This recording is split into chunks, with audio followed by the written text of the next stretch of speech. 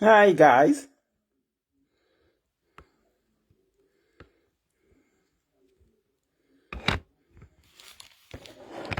Maswera sei kumativi mana ose enyika amhuri. Maswera sei. It's 6 Europe time, and it's about 7 Southern African time. Maswera sei guys. Maswera sei.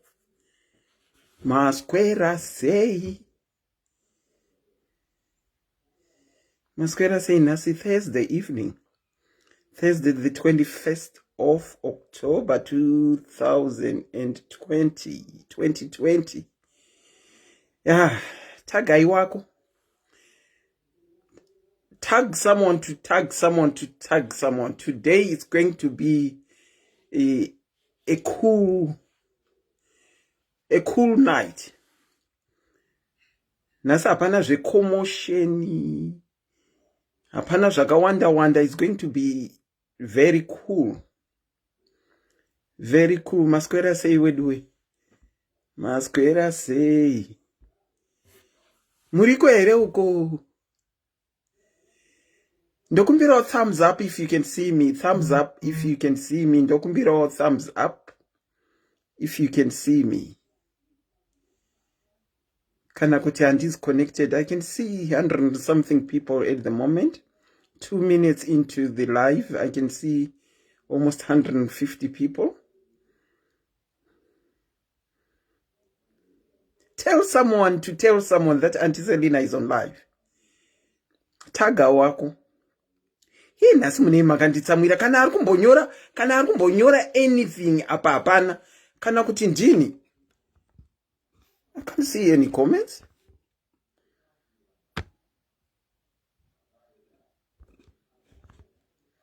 I can't see any comments, honestly. Okay, I can see them now. Tadiwa Nashe, how are you? Lily Chaplin, how are you? Lady Lee, how are you? Rumbidzai Chibaro. Maswera seiko. Maswera sei wedwe kumativi mana ose enyika. Maswera sei. Ndida ireiwo kana asikana. Makatsamweiko nasi. Tiriko, rumbidzai muriko. Ndida ireiwo ndinzwe. Musandidaro wedwe. Maswera seiko, maswera sei. Maswera sei. Tikasvika pa 2 up. Tikasvika pa 2. And then we can start off. It's not going to be a long night tonight. It's not going to be a long night. But it's going to be a very interesting, very, very interesting night. Very interesting. Tell someone to tell someone it's going to be a very interesting night. Okay, I think number is kusvika. Ndishangotanga live. Vamwe vanozoita catch up. Okay, ndinokuchingamidzai pachirongwa SIS MELLY's Diaries. Zita rangu rinoitwa Auntie Selina. It's a Thursday night, the 21st of October 2021. Tasangana zve pachirongwa SIS MELLY's Diaries. Before we go into our topic, nasi ndine ticket randapiwa ne one of my diaries ari kuno ku UK kuti munofanirwa kuriwinisa munhu. Ndine one ticket rinofanirwa kuwinwa nemunhu. Ticket 1 haiti yakusvika kare, haiti yaswedera yapadhuze. I guess kune vamwe vachiri kutsvaga matickets. Ndine one ticket randapiwa kuti ndiwinise. One ticket chete. Saka one ticket iri richange richibva panyaya vachafona in vachitaura story yatinoda kunge tichitaura nhasi. Ndopachabva one ticket iri. One ticket. Okay, I guess tapinda. Tonight's topic is appreciation night. Appreciation night. Nasi tati timboita zvinhu zviri different. Tambenge tiri kungounza kugunun'una kwevanhu pamusoro pevanhu, tiri kungoramba tichienderera mberi tichitaura about toxic mothers, toxic parents. We've been talking about step parents. We've been talking about a whole lot of things yezvinhu zvinenge zvinosuwisa. But nasi ndati timbo appreciate, because there are still some good people out there. Tine very toxic people, and yet also we have very good people. There is nothing as good as appreciating a person and telling them zviri mukati memwoyo wako, zvaunofunga pamusoro pavo, zvavakakuitira iwewe. Appreciate them uchiri kuonana navo. Haikona kuzoti munhu kana ndatambarara wakuya wakuti antiselina vakanga vakadai, antiselina vakanga vakadai, antiselina vakanga vakadai. Ini ndinoda kuappreciate kwandiri mupenyu. Ndiudze undi appreciate uri ndiri mupenyu. Haikona kana ndatambarara pakunzi pane zvamunoda kutaura here pamusoro paantiselina, motanga kutaura zvinhu pamusoro paantiselina. Ivo varara, hapana chavachanzwa kana chihwani, kana kuziva wacho ari kutaura nezvavo hapana. Saka tonight we are going to appreciate people that have touched our lives, people that have done things for us. Ndo zvatinoda kuita nasi. As usual, ini ndinoda kuvhura musangano nekuuser example yangu, nekushare example yangu. Ndine hama hobo that have done a lot of things. But nasi ndinomboita set aside. Hama dzangu, I appreciate them so much. I appreciate them so much. First and foremost, I appreciate my late mother, Shokuti. I'm not going to talk much about my late mother because she is no more to hear what I would have loved to say. Of which, to say the truth, I never said it to my mom. So I've picked up this atisatita kufona ndokumbiro ane number to write it down so that I can pin it. Ndokumbiro ane number to write it down so that I can pin it. As I was saying, inina mai wangu andina, I never got to tell you how much I appreciated it. But after her death, I've learned to appreciate vanhu vanondiitira zvakanaka. Saka nasi, I'm going to surprise two people. Havasitomborive ukama hwangu. Havasitomborive ukama hwangu vandoda kuappreciate. But shamwari sent from heaven above that have turned into a family. The first lady that I'm going to appreciate, and I'll tell her story when she is here. I'm going to phone her first. I've got another lady that I'm going to appreciate here as well. So if I don't get the first lady, first instance, I'll try the second lady.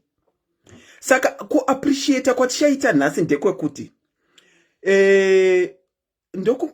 ndokumbiro number. Ndokumbiro ane number, please, to pin it in the comment section, to write it in the comment section so that I can pin it. Let me see if I can try. But I know kuti mazowana hazvisikushanda. 4477 4477 48 33 0 801. Let me see if I can put. Oh, yapino. Thank you. One of the admins is pinned. Saka, what we are going to do is, don't call me direct, but use WhatsApp to call me. And when you use WhatsApp to call me, iwewe wa user WhatsApp to call me, une munhu wako wauda ku appreciate. You are going to add them on your call that you will have made to me. I'm hoping this will work. And you get to tell them live how much you appreciate them. You get to tell them how much you appreciate them. So you call me on WhatsApp. The number is pinned below. And you add that person and tell them how much you appreciate them. Okay, I'm going to look for the first lady that I need to call and appreciate. I'm going to call the first lady. Wandino need to appreciate her. This woman has been very instrumental in my life. Pandakauya kuno ku UK. She's a friend that I met at work. Ndaishanda ku University of Zimbabwe. Saka ndakasangana nemukadzi uyu. She is a prayer warrior. She is an evangelist. I've brought her to this live before. Vachitaura things that are different. And ndaingoyemura kuti ini ndikaona murume ndirakuona murume akaita semurume wawo. And then inini ndikazenge ndaningirikira ndawanikwa. I just liked everything about her. I just liked everything about her. I call her my counselor. I call her my evangelist. Munu anokwanisa kundidzora. I'm hoping that she will pick up the call because she doesn't know that I'm calling. She doesn't know that I'm calling. It's only her daughter that knows that I'm calling. It's only her daughter that knows that I'm calling. It's ringing, which means there is Wi-Fi. Hello, my sister. Evo vakoma makadini?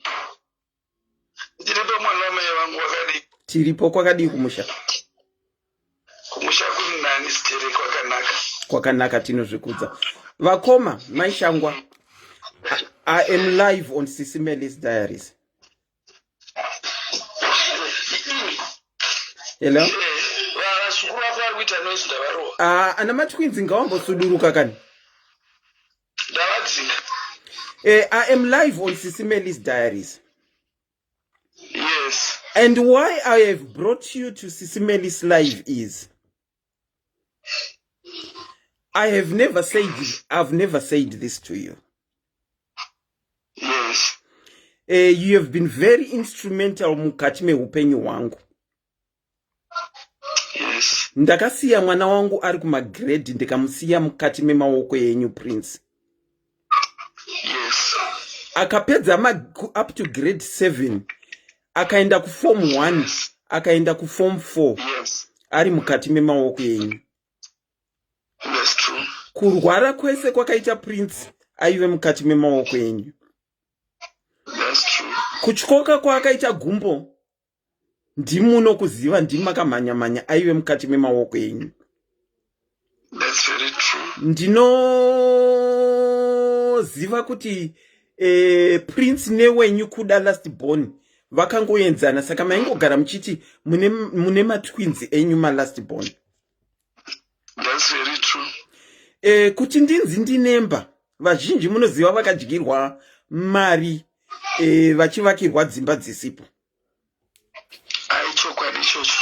Asi imi semukadzi baba mukuru vari vapenyu vakazoshaya havo but imba yanga yakusvika paroof level. Ichokwadi ichocho. Mukasara mukamira mukapedzisa imba yangu. Up to Zimtile. Kukaita mastand aitengeswa kuruwa kudama Falls. That's true. Which has now become a very big area ine dzimba dzekutovakwa even upstairs. Yes. Mukanditi munin'ina Nice. kune mastand ari kutengeswa. Ndikatumira mari mazuva iwayo mari yanga yakumamiliyoni muzimbabwean dollar. Exactly. Ndikakutumirai 17,500,000 Zimbabwean dollars. That's true. Kuti munditengere stand, which is 2,000 square meters. Mukamanager kuita process yese in my name, in my absence.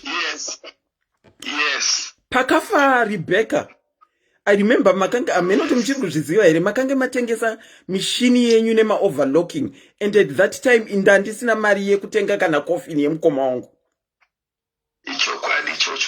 Mukatora mari yenyu mukanotenga coffin ya Rebecca nemari yenyu. Yes. Yandakazodzosera. Yes. And then when my mom got sick, muna 2018, maka manya vari paavenues maitora hembe dzavo muchinogeza tikambova titi vaendese kuhospice, mukamhanya mukaona hospice yaiti dhurei kubelvedere uko, asi havana kuzoenda havo kuhospice, vakazopedzera vakumarondera, but makamhanya. Even pakashaya amai before I arrived, because hakusisina mwana musikana ariko tese tiri kuno, makamhanya kusvikira ndauya.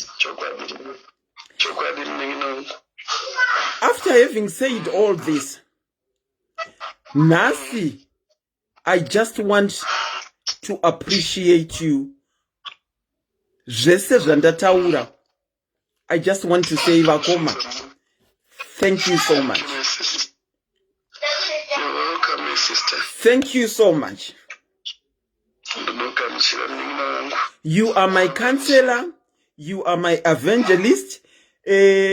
Imimi andiuze kuti Auntie Selina, imimi munondiziva samainini. Munoziva kuti mainini vanombotitsa mwei. Yeah, I know very well. And munoziva pekunokinura mabhatani kana mainini vatsamwa muchindidzora.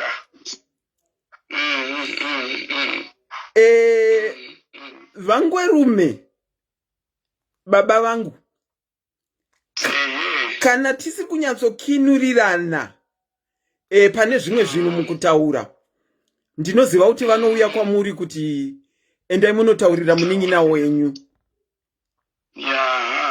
Saka nhasi manheru ndati handidi kuzoappreciata nekutaura zvandataura. God forbid kuri kunzi hamusisipo.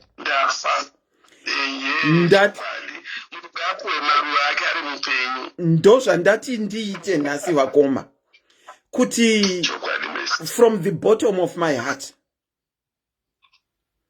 thank you, and thank you so much. I've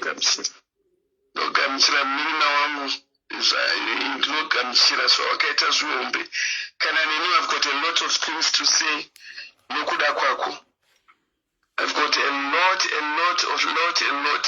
Zvinotoda kuti ndigare pasi ndichita put everything down for what you did in my life, for what you did in my family. Mwari ndinongoti Mwari akuropafadza kuitire zvakanaka. Thank you Vakoma. Sezvawaita kwandiri. Thank you Vakoma. Yes. I think I've said what I wanted to say Vakoma. I just want to appreciate you for all. Especially pakusimudza imba igosvika pazimtile, igosvika kumukiswa mafittings mukati. Toda kutenda Mwari iwo ndokutoti icho chipo ichocho chakadaroka. Unoziva Dewa wekuEngland. Akandi-approach, I thought kuti ndiwo wakamuudza maybe. Okay, it's my approach adofunga anganzwa kubirwawo kana zvinhu zvake zvisingafambe mushe. Akandikumbira kuti ndimubatsire kuita roofing yeimba yake. Wow. And I'm in the middle of doing that. Yakarufa the other part. And takuita zvema window frame, nema door frame, neplumbing zvese. achinditumisira mari yake. Wow. I know kuti yasekuru Amos futi. Yes, I did. Makatanga from scratch. Imba hombe inotone jimu mukati. Makatanga from scratch mukapedza. Saka I will safely say tataura yangu, mataura yewa mataura uyu, and then yamkoma Amos. Saka I will safely say you have done dzimba dzevanhu vatatu vasipo pa ground kusvika pa roof level. Thank you so much kuti hamuna kuitira inini chete, asi muri kuitira vamwe vanhu futi. Saka, that is all that I wanted to say. Thank you so much, Wakoma, and I'll see you very soon. Thank you. All right. A very good night to you. Okay. Bye-bye. Good night. Good night. Bye. Night. Night. Love you too. Okay. Evangelista havazikana hama yangu, but she has become a sister to me, and she has done all that I have narrated. Ndatonzwa vakutoedha. I hope azvizoite commotion zvezita ravataura. Ndaenzwa vakutoedha kuti ndo zvavari kuita. Pano pama diaries as well, we have trusted this woman. She is doing on our behalf zvatinoti adopt a gogo, whereby she gets money, buys my grocery, she does my videos. So it's this particular woman that is doing Rihanna adopt a gogo. Okay, I'll open the phone lines and then I can call my second person that I also want to appreciate later. Do you have someone that you want to appreciate? Ndati nasi ngatimbo appreciate vanhu vari mukati meupenyu hwedu vachiri vapenyu. Tisamirire kuti vanhu vatambarara ndopatinomira pamberi pemakofini avo tichiti maivarere apa. Ngatizviitei tiri mupenyu.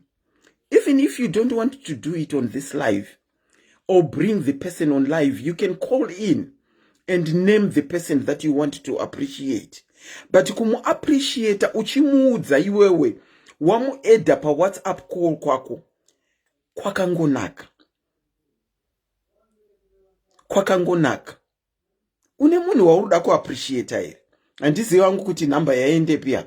I'm not sure kuti number yaende pia.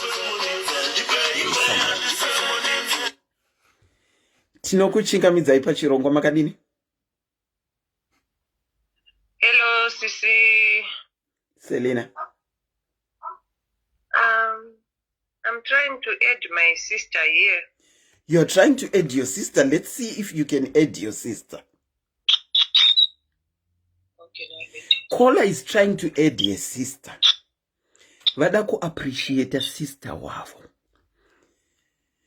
Yes. Kwakadii kwamuri ikoko? Aiwa kuno kuri right. Kuri right. Yeah, let's. Aedeka sister, aedeka. Anenga aedeka sister. Aedeka. Ndaona number. Ndaenda sina. Iri kurira. Okay. I can see kuti mam edda iri kurira. Hoping has go basi.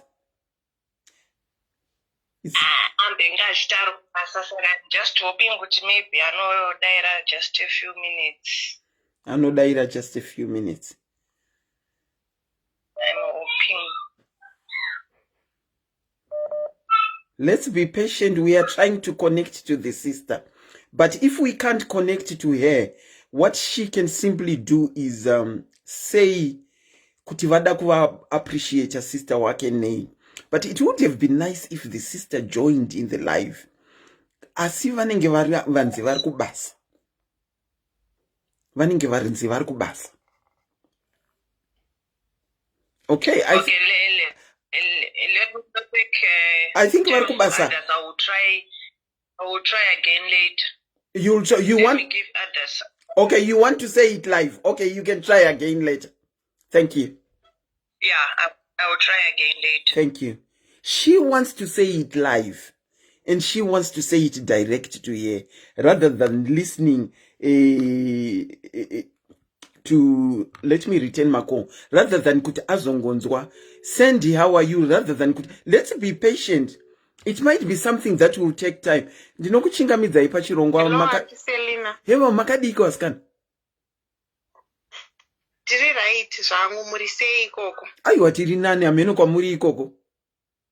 Aiwa tiri nani hedu. Vari sei bongo hedu. Bhururu ari right stereka rutodya yake dina yake. Aiwa rikai vadye. Muda kuappreciate someone. Ya pane munhu wandoda kuappreciate regai ndizame kuona kuti ani WhatsApp yake inogona kubvuma kuedheka here. Imbo Samai. Today we will have to be patient because we are going to be adding vamwe vanhu pa ma phone calls. It looks like vanhu vanenge varuda ku appreciate. I want anzi na favor ine handikwanise hangu kufona Auntie Selina. Handikwanise hangu kufona Auntie Selina, but I want to appreciate my little sister nemurume wake. They are always there for me. Vanondiitira zvakawanda zvandisingagoneke nevakawanda. Handigoni kutenda. Vari kundifonera pafoni yandiri kuita live handikwanise kukudayira ipapo. Hanzi na favor ndilovukadzi. I want to appreciate my sister nemurume wavo. Tavabata here? Iri kungoti ringa ndizive kuti pamwe havasi pafoni yacho here handichaziva. But kana ichiti ringi good sign yekuti iri kupinda phone. Alright, ndogona kumbofa notaura hangu zvandoda kuappreciatera this woman. Taura izvenyu, you can go on. So inini ndiri kuno kwandiri uku. Pane patikambogara ndabva ndasangana ivava ndovati ambuya. Kungo nenyaya age yavo ndakangoona vakakodzera kuti ambuya. So last year ndakaita pamuviri pangu. She was there for me handidi kunyepa. Ndaiti ndikati ndikuda chakati. Vaimeka sure kuti vanditsvagira chandiri kuda kuitika vandiwanira. So ndandine nhumbu yematwins. Ndabatwa kuhospital. Ndakagariswa 2 weeks. Vakasacrifice kusiya mabasa avo emaoko avanoita. Vakauya kuzondiona kuhospital nemari yavo yekombi. Pasina changu, pasina sendi rangu. Muto kubuda ndaoparetwa. Vakasacrifice kusiya futi basa ravo ndavaudza kuti ndakwane vana. Vakati rega ndozokutora nevana. Kwane vana asi makaita matwinzi? Yes, ndakaoparetwa matwins muna June. Oh, makorokoto. Aiwa tese.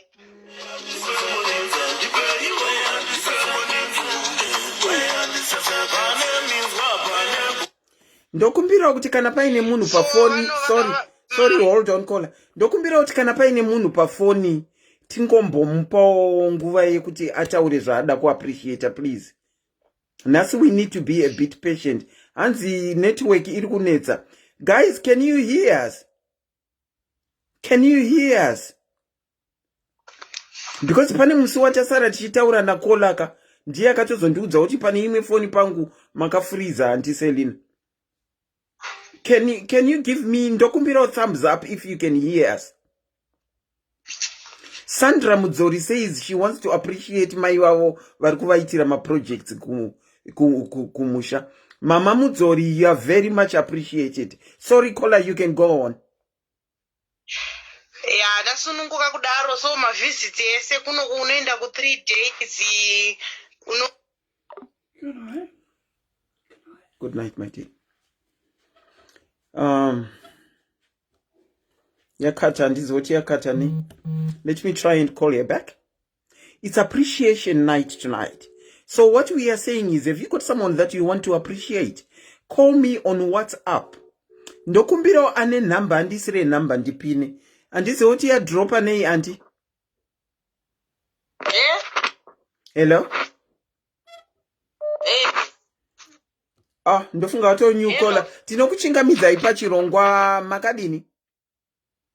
Tirikwenu makadiyo. Muri live on SIS MELLY's diaries. Yo. Ndaenda sei ipapo? Ndimi matifonera. Oh, sorry. It's okay. Don't worry. That's okay.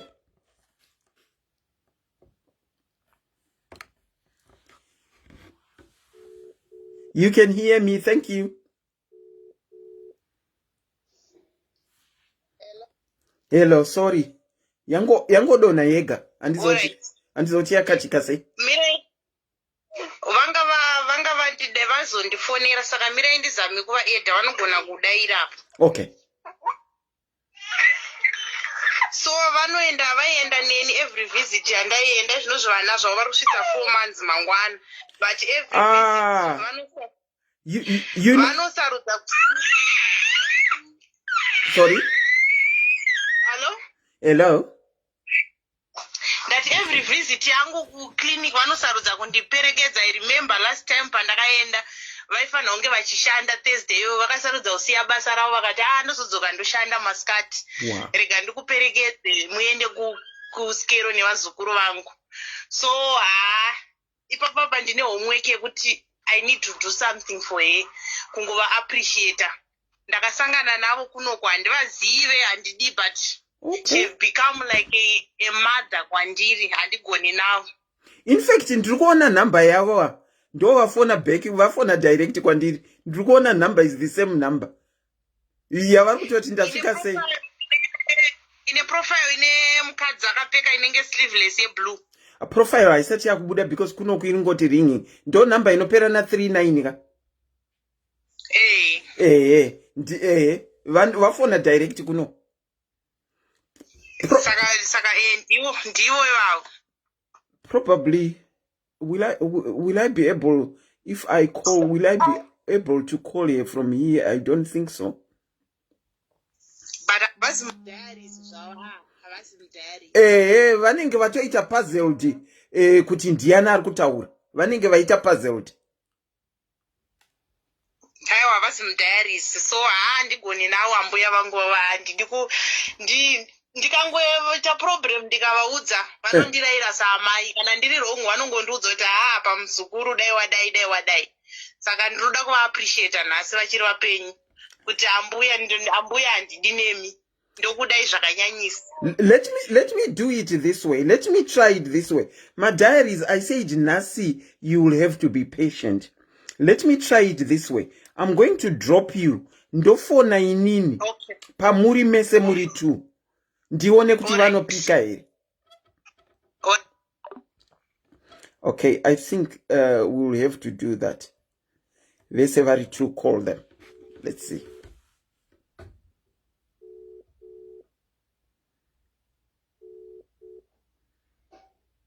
Hello? Hello. Munenge mapinda mose. You can go on.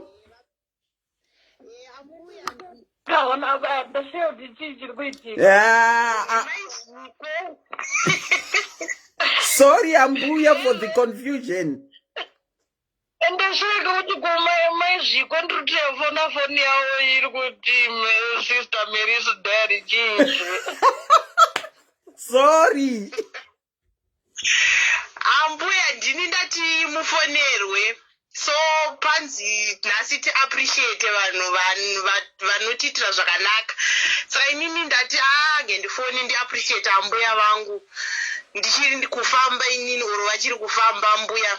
Zvese zvamunondiitira kubva ndakazvitakura ndichikunetserai mbora mundimenyera ndozongoya ndotora wakamenywa ndine nhumbu yana 2 kuenda neni kuskero zvese ambuya handigone nemi ndofanira kuzondokudai zvakanyanyisa. Mbuya mazvinzwa here? Hello? Hello, Mbuya? Foni yawo isi kunyatsonzwika. Waita hako muzi. Ndabva kubatika pakunemba ndazwa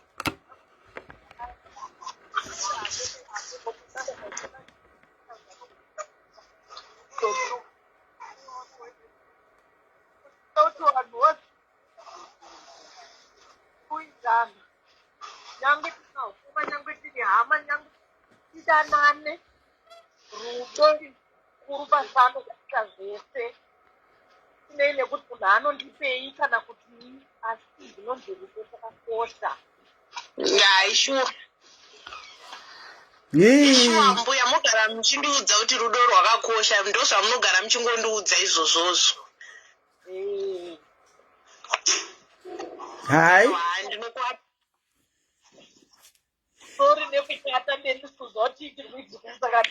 Aiwa yanga iri surprise mbuya zvaita here kuti muudzwe kuti ndozviri kuitika.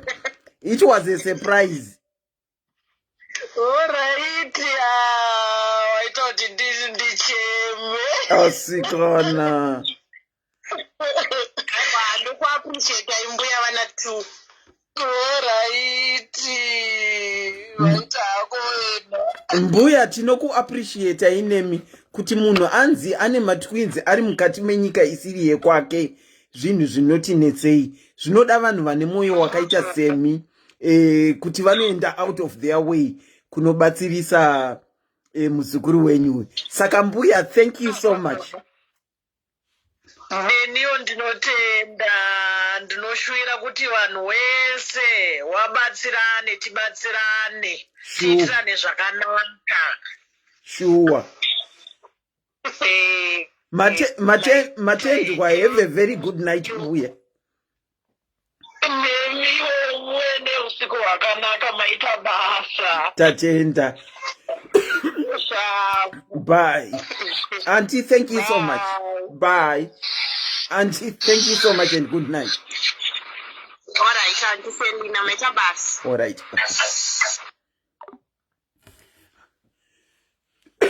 Again, I will stress ndokumbira kuti tiite patient because kuconnectana kunonetsa. Weduwe chinonzi rudo chakakosha. Chinonzi rudo chakakosha. Ngatidzidzirei kuappreciatana even outside this life.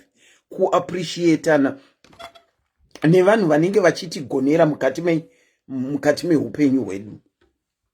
Have you got someone that you want to appreciate? The number is pinned below. The number is pinned below. Hanzina Sendi Mutunzi, I want to appreciate my mother, Irene Kuuya. God bless you. Mama Irene Kuuya, Kwanzina Sendi, I appreciate you. Unewa uruda ku appreciate iri. Gati fone ipa number iri pasa. Gati fone ipa number iri pasa. Miracle imbomira kutaura zvebhinzi zvekwa kitsi yatota. Call in and appreciate someone. Miracle imbomira kutaura zvebhinzi panapa tiri kuappreciate nhasi ndo zvatiri kuita. Imbomira zvebhinzi. Ine handikwanise kufona Auntie Selina. Auntie Selina, please read my comment.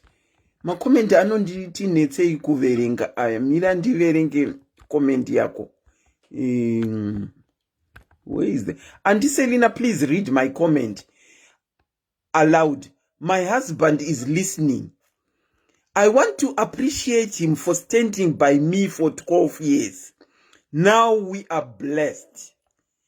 Ndimai Kaden. Patricia Nyambo. Oh, Patricia Nyambo.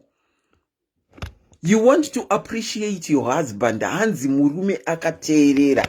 Saka ada ku appreciate murume wake. Hanzi, we have been blessed for 12 years. He has stood by me for 12 years. Ndi Patricia Nyambo yarudaro. Vamwe vari kuti network, vamwe vari kuti hanzi network.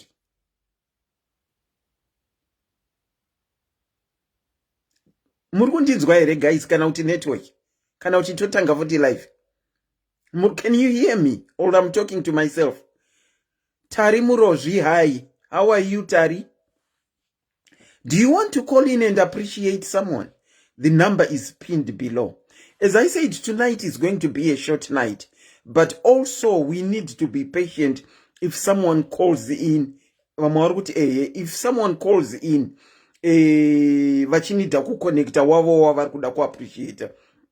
Pane vamwe watodonha vachiti handikwanise kuappreciata vasipo. Ndinokuchingamidzai pachirongwa kola makadini?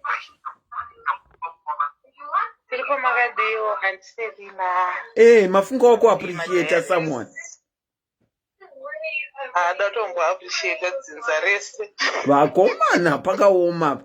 Ndokumbira volume iri kuseri kuti inge inotidzikeika. Sorry. Okay. Sorry. That's okay.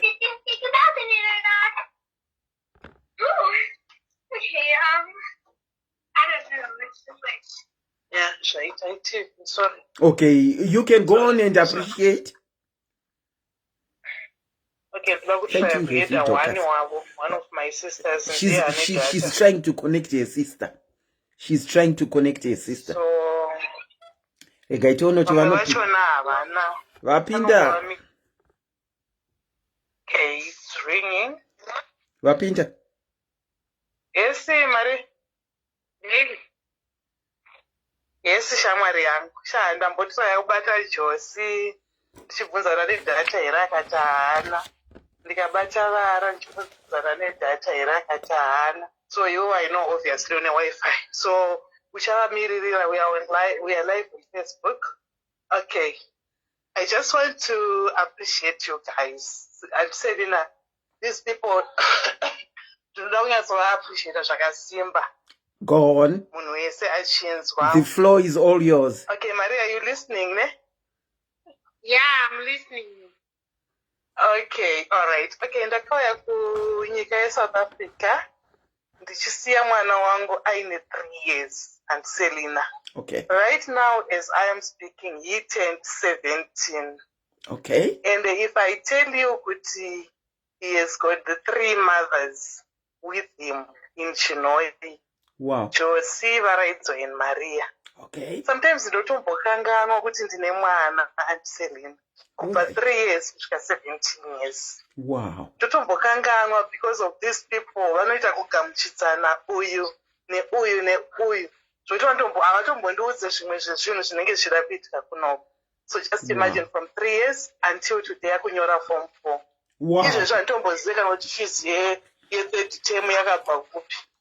But he's there and he's doing well with his mothers. So my Gugu and your team, I would like to appreciate you, my sisters. It's nice to appreciate each other while at least you still live. Life is short, as you know.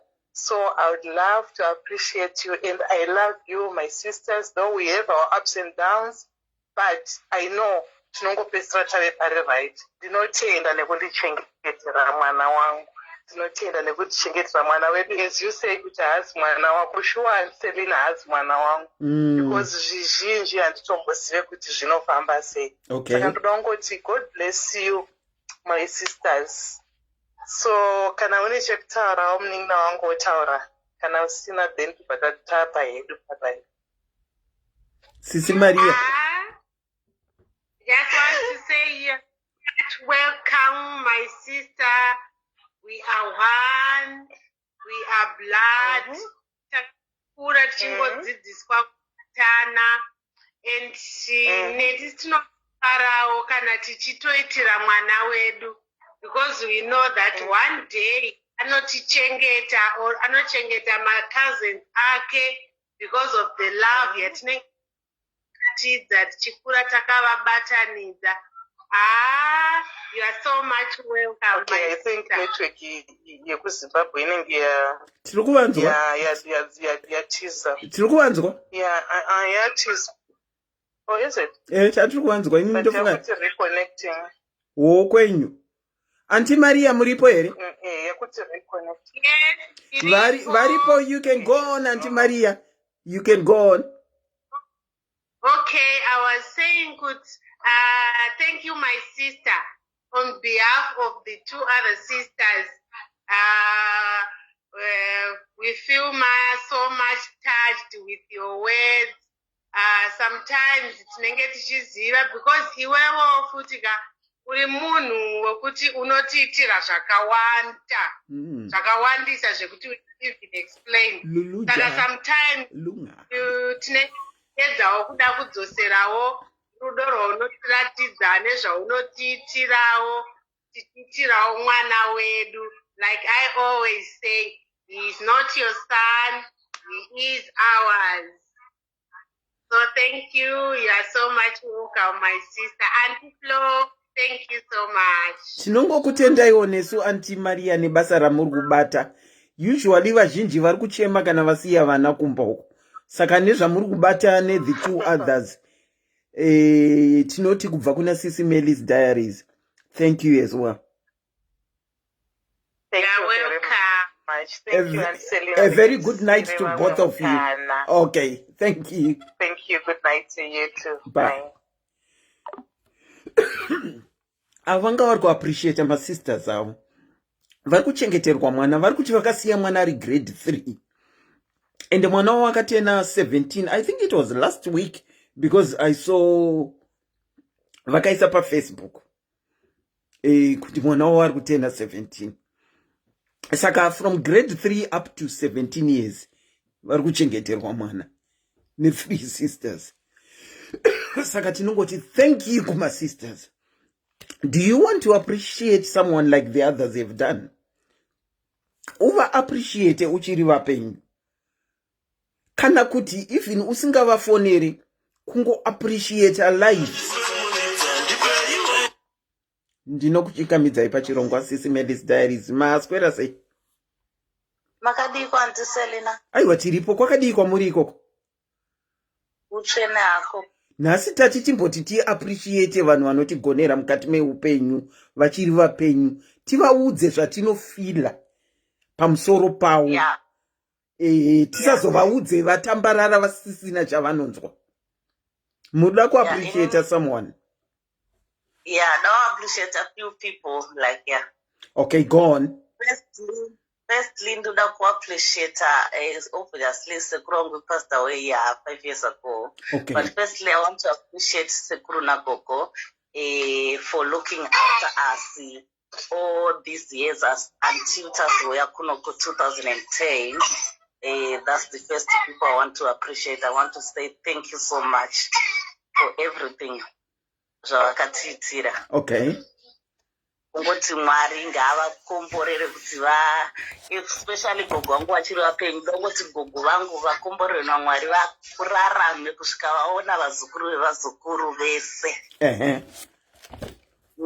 Secondly, ndoda kuappreciate mama vangu nekuzotitora kuuya kuti nekuti apulaira mapepa kwavakaita kuti tizosvika mukati meino nyika. Okay. I want to appreciate you so much and to say thank you so much, Mama, for being there for us, sevana vese. Okay. So thirdly, ndoda ku appreciate friend yangu yakashaya last year. Oh, shame.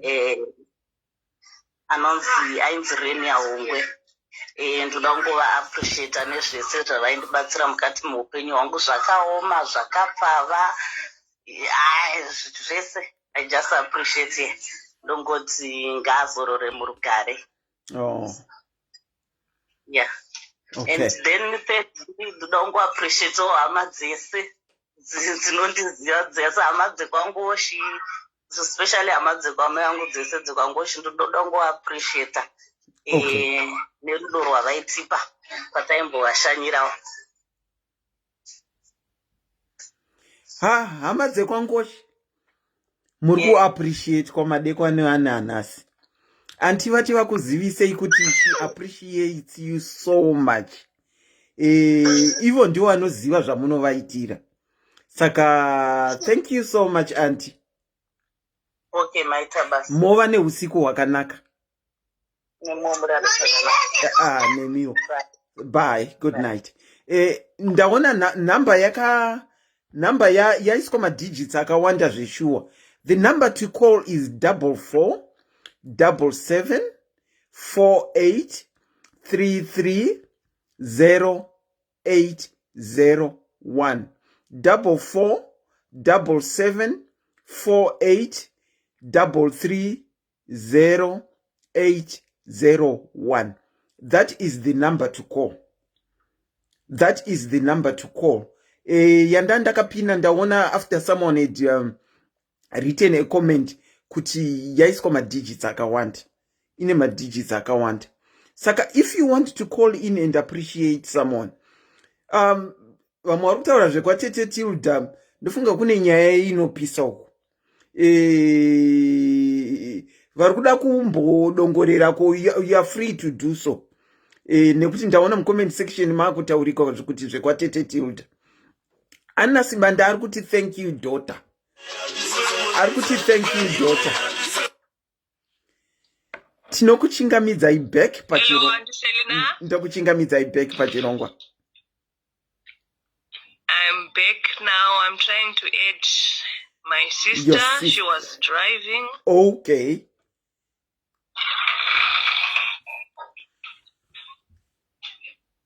Okay. Inenge iri try kuconnecta. We have got a caller. She was here. I think she was the first one here. And vati havadi kuappreciate asipo. Saka vatsvaga sister wavo. Iri try kuconnecta. It's ringing now. Ikushowa kuti iri kuringa.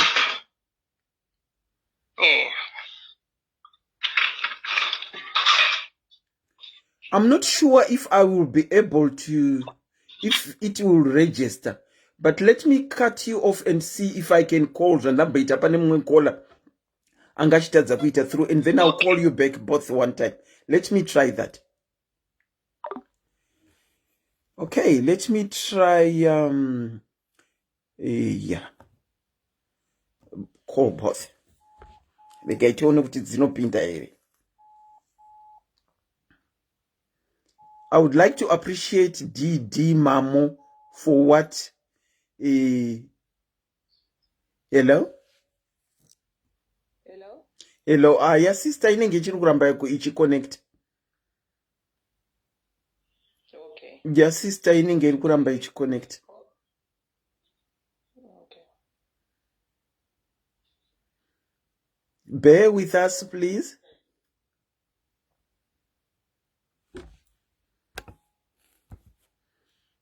I would like to appreciate DD. And you are being appreciated.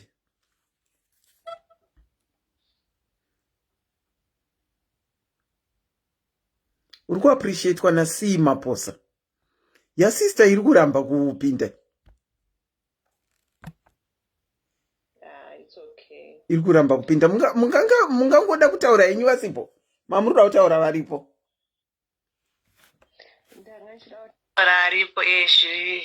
She's been there for us since we were little kids up to now. We are now married, but she's still supporting us. Okay. And all, yeah. Okay, let's try it one more time. I'll cut you again and then try it. Okay, let's try it one more last time and see if sister will be able to pick it up.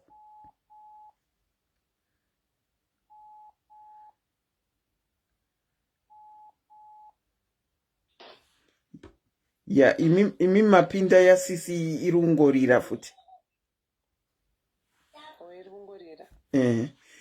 Okay, the number is, whilst we are waiting to see if your sister will pick.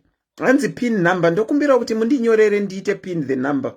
It's 44 77 48 33 0801.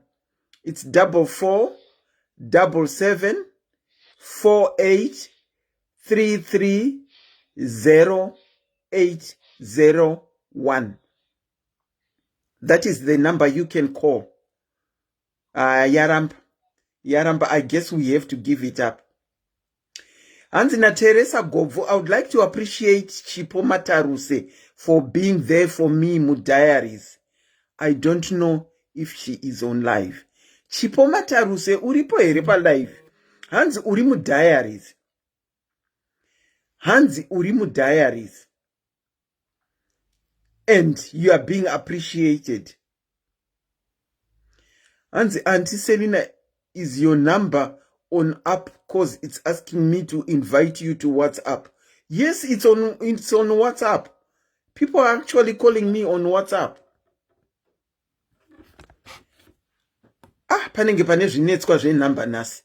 The number is 447748330801. 447748330801. That is the number to call.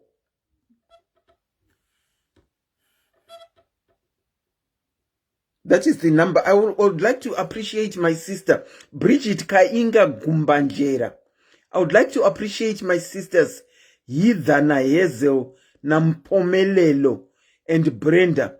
Not forgetting my Ambuya Shingi Mkashike in Pretoria. Hanzi makandi koshera hama dzangu. Hanzi makandi koshera hama dzangu. Okay, thank you, Essie. Thank you, Essie. The number is now pinned. The correct number is now pinned. So you can call on that number. You can call on that number.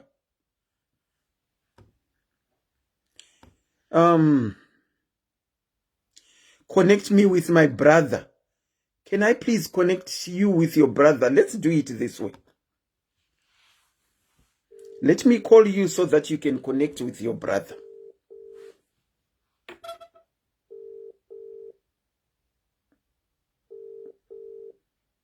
Someone is requesting kuti ndiva connect na brother.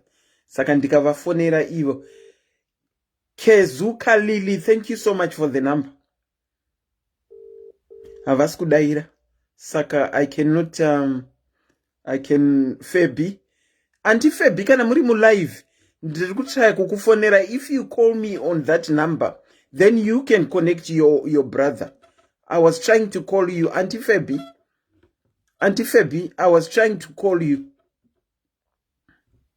Let me try again.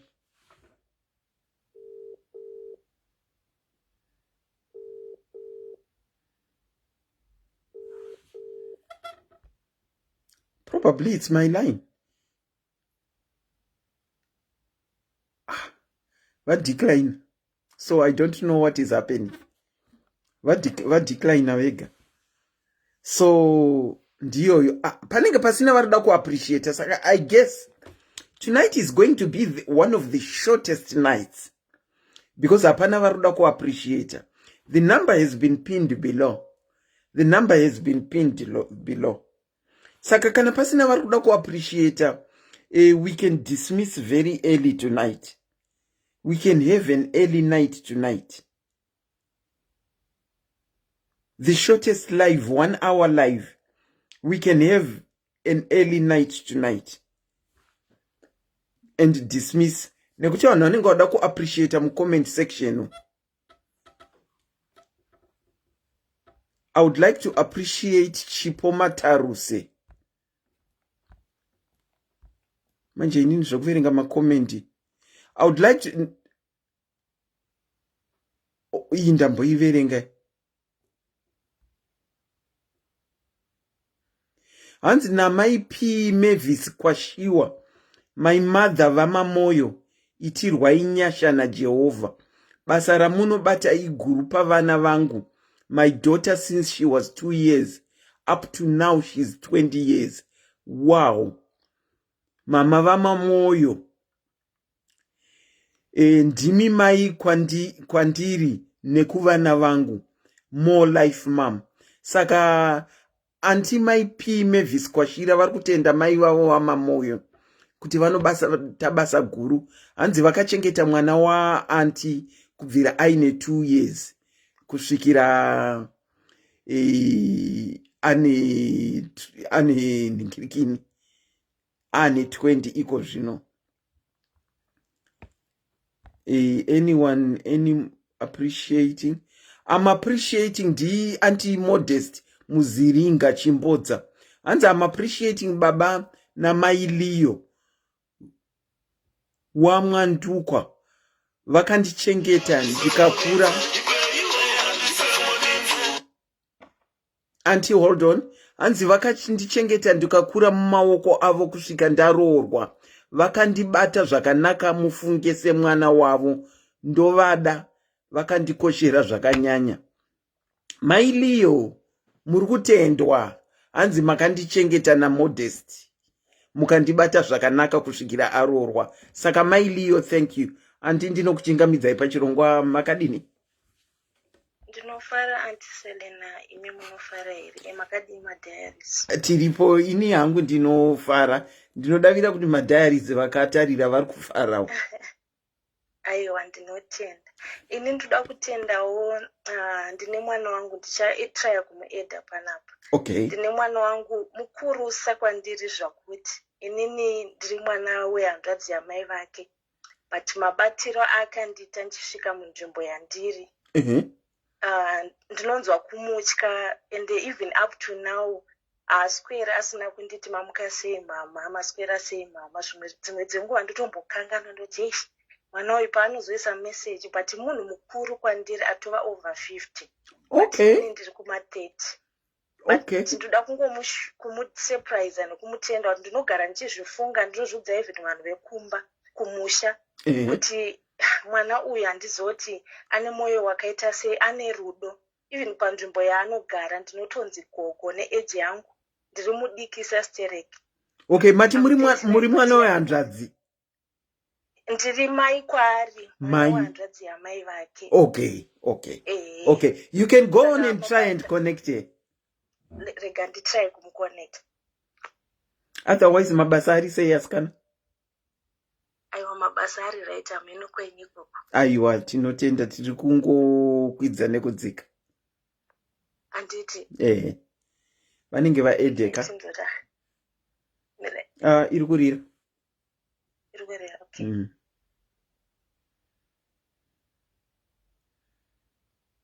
Wifi hadzinetse here kwavariko?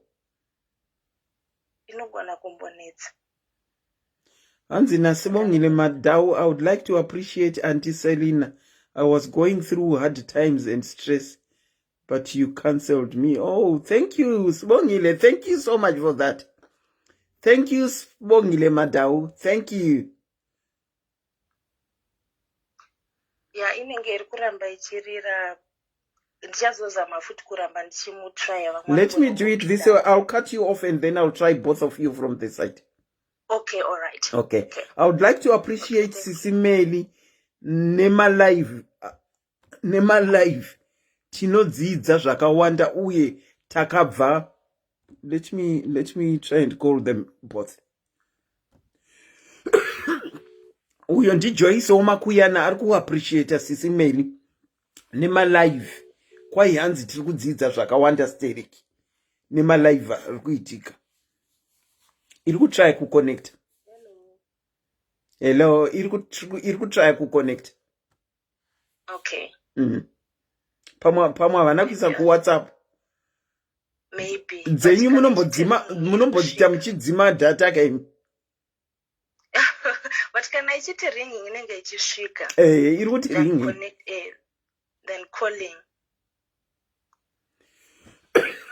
Ndachida kuti munzi kuti anodaira chiti chi. Mamuchida kunzwa kuti anodaira chiti chi. Zvinongoti ndongonzwa kuti hei mwana uyu vedu ve anozvininipa apo neeji yandiri. Muri mai izvi. Muri mai kukudza mai. Ndo zvavanotofanirwa kunge kunyangwe vari vakuru muri mwana wehanzvadzi saka vanotofanirwa kukukudza nekuti muri mai. Ichokwadi ichocho. Chokwadi. Saka kana asina kudaira zvake ndoda kungomutenda even kwaari, ndichazomutenda hangu nerimwe remazuva kana kuti ndicharamba ndichizama kumufonera. Okay. Ndozopinda zvakare. Right. Ndoda kungotenda nerudo rwake even pandikauya munomu akanditambira asaine murume wake, haana kundudza kuti vanogara mu1 room, angoti uyai mumba.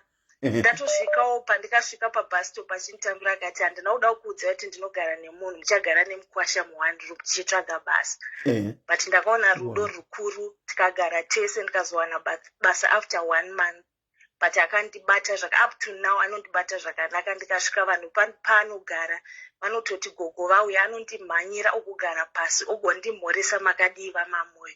Ndinonzwa kungofara nekumusuma kuna Mwari kuti Mwari vamuropafadze, ramba vachimupa rudo rwaainaro, aramba ainarwo nekusingaperi, nesuwo vamwe tigorwa nawo tigomudzosera rudo irworwo. Zveshuwa. Thank you so much. I hope vachanzwa live nekutendwa. But what you can also do is buy a card for her. Just kungovatenda, write her a card and give it to her the next time that you see each other. Hamuna kurohwa chijobheki chakaitwa vamwe. Vakakutorai vakanogara nemi mu one room. So you can put pen to paper and appreciate it. Ichokwadi akatotyira inini akati dai ndakakudza ndoziva kuti pamwe maisauya muchiti kune munhu wati but ndakati handitombokuudzai. Sikana, aiwa. Timuuye totangira ipapo. Aiwa, tinovatenda on behalf of all the diaries nezvavakakuitira ivo. Thanks nechirongwa chenyu tiri kudzidza zveshuwa zvakawanda. Mwari varamba vachingoropafadza. Take care and thank you so much for calling. Rwakakosha. Rwakakoshesa zveshuwa. Thank you. Good night. Sure. Bye. All right. Good night. Bye. Ndinokuchingamidzai pachirongwa SIS MELLY's diaries. Makadini? Hello. Ndokumbirawo kuti mudzime imwe device iri kuseri kwenyu. Ndadzima. Madzima. Aiwa, ndinokuchingamidzai pachirongwa SIS MELLY's diaries. Makadini? Makadii zvenyu mama? Tiripo makadii. Inini ndoda kuappreciatewo mama vangu vanoitwa Eva Joyce Chikungu. Ini ndoitwa Memory Chikungu. Mama Eva Joyce Chikungu. Yes. Yeah, she's not my biological mother. Okay. But yes, she's my stepmother. She raised me since I was 4 years old. She is your stepmother? And yes. And she raised you from the age of 4? 4 years, yes. Okay. Handizivi kuti amai ava ndovatenda nei. Wow. Ndinotrya by all means kuvaitira zvandinofunga kuti zvingavafadza, but ndoona sekunga it's not enough. I'm now also a mother. Ndakunzwisisa kuti chinonzi amai chii. Especially pakureiza mwana wausina kutumbura, zvinhu zvakaoma nezvinhu zvandinosangana nazvo musocial media. True. She was a sweet mother. Wow. And she still is. Chirunyanya undibata, mama wangu havasi kunzwa zvakanaka. Oh. She had a stroke. Oh. Atova munhu wekuti atova mucheche. Saka nekwandiri nekwavari zvinondibata kuti I think it's high time yekuti kundirera kwakaita neniwo ndichidzosere through mabasa. Ndizvozvo. Mapanzwisisa. Ndazvibata. Ndoda kungova appreciate mama wangu and I really love her so much. Wow. Zvisingaiti. Muri kuenda kumusha muna December? Yeah, ndiri kuenda. You know what you could do. Munogona kutenga thank you card, munogona kunyora papepa. Mati muda kuappreciate stepmother. Yes. Variko ma stepmother vanoita zvakanaka stereki. Asi ruzhinji rwacho ndio kubata vana nekuseri kwemaoko. Saka ukanzwa mukadzi mukuru akadai achifona kuappreciate stepmother. Vanofanirwa kunge vakabatwa zvakanaka nekuti kana stepmother vaikubata zvisiri izvo, even uri mwana mudiki unozvirangarira pakukura kwako. Saka tinongova appreciatewo nesu kuti stepmother wenyu vakaita basa. Chokwadi. Saka zvamuri kuti vakastroka pamunosvika muna December kumusha, vanyorerei katsamba kana kuvaudza nemuromo? Ndogara ndichivaudza, and she knows that. She knows. She knows that, yeah, and she knows. Hazvitoiti kuti ziva ripote kana chii ndisina kutaura navo. If I might ask, if you don't mind, venyu mama varipi? Yes. Mama wangu vakashaika. Vakashaika. Yes. Okay. Mama wangu vakashaika. But na mama vangu vaiwirirana because havasiri vanga vakaputsa imba yamama wangu. Okay. Vakazotoyawo mulife nababa vangu. Okay. Zvatoitikawo kudhara. Right. Okay. Yes. Vanenge vane mwoyo wakanaka even kuwirirana namai venyu vari vapenyu. Aiwa. She is a different woman. Thank you so much, Kola. Thank you so much, Mama. Tinongokutenda. A very good night to you. Okay, same to you. Okay. Bye. Bye. Hanzi, where is the comment?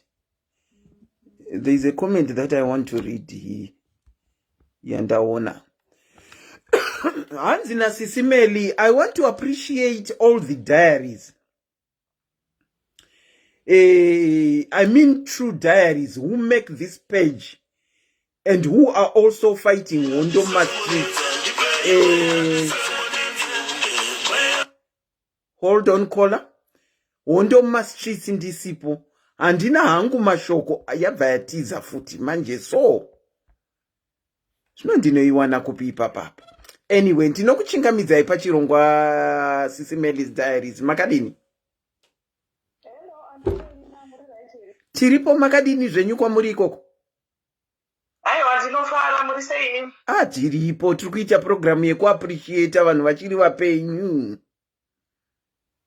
Tinoitenda program yenyu yakanaka chaizvo. Pamangotaura ndabva ndatoti antiselina vane chando vanga vatori mupfungwa dzangu. Ndine vanhu vandoda kuappreciate pano, vanhu ivava they've done a lot muupenyu hwangu zvekuti I think mashoko ega haagoni kuexpress how I feel about them, but ndoda kutovatenda palife kuti vazive kuti ndinovaappreciate sei. Yes. Go on. Kana mchida kuedha wamunenge mchida kuedha from your side vari mumacontacts menyu vacho vamuruda kutenda, you can go on and do that, caller. Alright, ndichasanga ndaappreciate one wacho mudiaries ari panapa haakomende zvake. Alright. Mudiaries. Okay. Anonzi Chiedza Chagonda. Chiedza Chagonda. Yes. Okay. Appreciate her. She's one person whokuti kana ndikaita any problems, any issues in my life, she's always there for me. Okay. She's always encouraging me to carry on whatever the situation that I'm going through. Okay. Saka ndida kungomutenda because she's one person asingandijudge. She doesn't judge me. Anongotongondifarira sezvandiri. That's nice. Kana ndikamuudza problems, situations angu, she just helped me as much as she can. So I just want to say I appreciate you so much, Maita Tenda. I appreciate you so much. You are one in a million. You are a true friend and you are a true sister. Chiedza Maita Tenda Matendwa. You can go on, caller.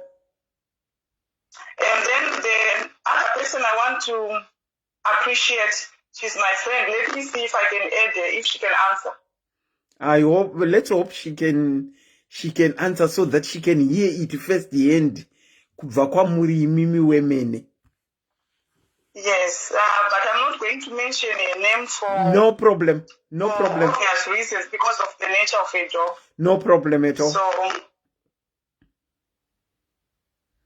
She's trying to connect. She is trying to connect. I hope she'll answer.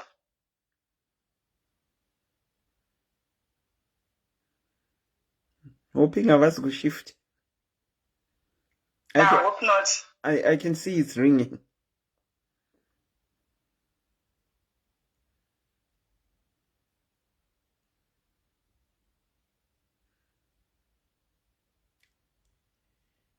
It's ringing.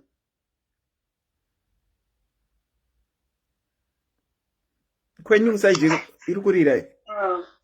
Yeah, it's raining, but I hope she's not at work.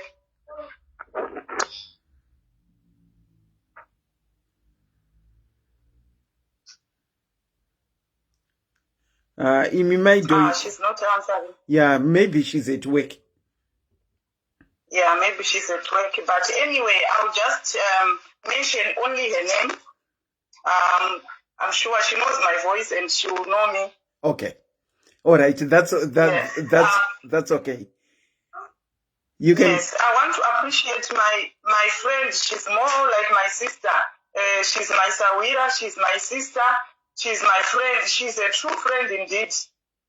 This person, takasangana naye muno 2004. Takasangana kubasa actually. Okay. Tasangana kubasa. Takangotanga kutaura chese because takazivana kuti tiri vanhu vekuZimbabwe chese ndo takangotanga kutaura. Then tataura takangopfika ipapo ndobva tatotanga kutoshamwaridzana takutosanganawo tichimita kana tichienda kutaundi tichidii. Then from that time she was with me. She never left me. Akanga angori munhu aingomira neni chero ndikaita maissues chero ndikaita chii anongoramba akangomira neni achindi encourage. Saka ndakazoita pamwiri pemwana wangu 2009. Ndaita pamwiri pemwana wangu I started having my challenges nababa nemuridzi wenhumbu. Okay. She was there for me. Akandisimbisa akati aiwa Sawira, it's not the end of the world.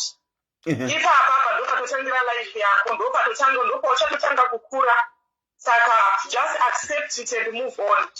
Seshuwawo ndakateerera sekutaura kwake, accepted and I moved on. But nzira yacho yakanga yakaoma ndiselina yairwadza. But she was there for me. Pandaineseka, she was there for me. Pandaineseka kubva kumwana kuenda kuchipatara chaiku kunosununguka mwana wangu inini. She was the person who was on my bedside. Wow. Because baba vemwana was not in the life at all. Saka akamira neni, akaenda neni kuhospital ndikasununguka mwana wangu. Akamira neni up to now. She's there for me.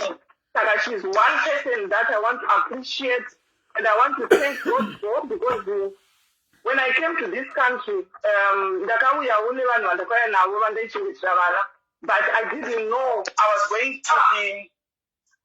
to meet someone like her who is more like a sister to me, who is always fighting in my corner even when I had my issues, because I had a lot of issues, but she never judged me.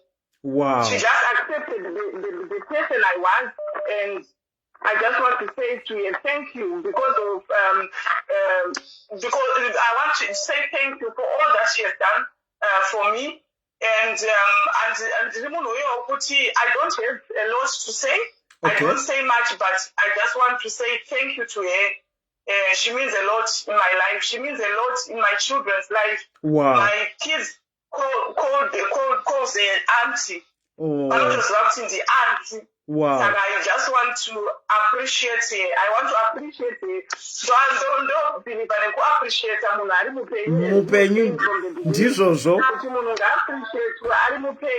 because there is no point yekuti munozondisira maflowers nekundisira ma-RIP muchiisa ma-status photos pama-WhatsApp. This is people. I just want to say thank you to her. Her name is Melody. Melody. I just want to appreciate her so much. Thank you so much. Melody, Mai Mufaro, kana kuti Rufaro, Matendwa. Kwai, thank you. I want to appreciate you in your life, not when you are normal. Saka muriku appreciate kwa zvokuti. Thank you so much, Kola. Thank you so much, Auntie Selina. It's a great day. I just want to appreciate you as well. I appreciate the program that you are doing. You know, you are teaching us a lot. Murikusunungura hana dzevanhu vakawanda dzakabatikana dzakasungikana. I appreciate you a lot. And Auntie Melly as well, I appreciate you so much for the platform that she has opened. Thank you so much, Auntie Melly. Thank you, and thank you on behalf of SIS MELLY as well. Thank you. Bye. A very good night to you. Bye. Same to you. Bye. Auntie. Auntie M, I'm calling you back. Wow. I'm trying to call back people that have been calling me. Tinokuchingamidzai pachirongwa makadii kwamuri ikoko. Tiripo makadii andiselesa kuri sei? Aiwa kuri nani ameno muri kudzimba kuti kwakadii. Kuri right chaizvo. Nhasi tatitimbo appreciate vanhu vanotigonera mukati meupenyu hwedu vari vapenyu vachinzwa. Havari vapenyu zveshuwa. Andi mucha ndiri kuZimbabwe ndakauya Makaenda rini? Ndazviona kuti ndiye anti mucha. Makasvika rini? Nezuro. Alright, kwakadii hako kumusha. Kumba kuri right chaizvo. Kuri right. Saka ndoda kutendawo mai vangu ndaita chirongwa ndakambofona paipa maita zvemapicture zvedzimba zviya. Saka nhasi ndazoti sezvo nhasi vari padhuze. Mundibatsirewo andiselesa mondiziva moziva upenyu hwangu. Mundibatsirewo nditenderawo mai vangu vedu we. Wow. Mama vari kutendwa. Mama varipi at the moment? Vakagara padhuze neni. Vaisei padhuze. Vari kuzviwa. Mama mai mucha. On behalf of mucha mwanasikana wenyu. Ari kuti ndinokutendai zvikuru sa. Mupiwe zvose zvamunoda mukati meupenyu hwenyu. Amen. Amen. Zvokwadi. Aiwa zvakanaka kurangarira kurangarira nekuappreciate mai vakakubereka nekuti ndokunobva makomborero edu ese. Handizvo vakandivakira musha unotyisa. Ndakatanga kubatsirana nemafriend vakandibira. Ndozvigona here mwanangu ndichiti sungirire muchiuno isai pulling socks mise muchiuno. Tichita chinotenga zvitima vachinotenga matawels vedu we. Nekukura kwavo kwavakaita mama vakakuvakirai musha.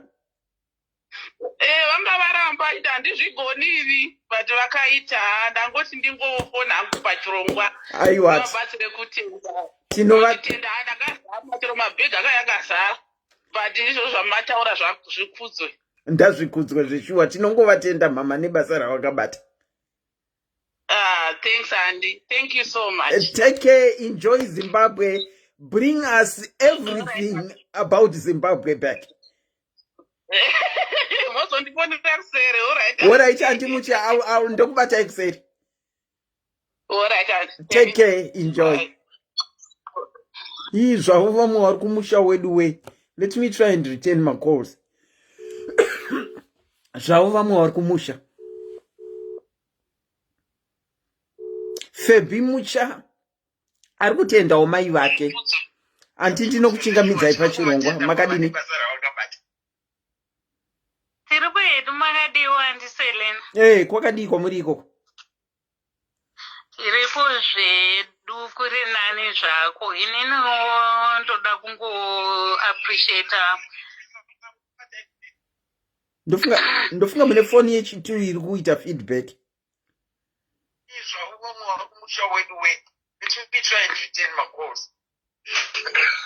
Ndakuzvinzwa inini ndichitaura. Okay, rega ndidzikise volume. Ari kutendawo mai vake. Hello. Evo, endererai henyu mberi. Kwakadii kwamuri ikoko? Ndiri kuda kuappreciate family yekwamai vangu.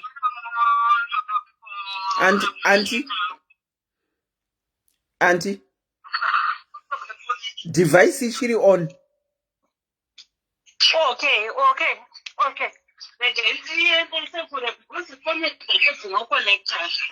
Dzinokonektana.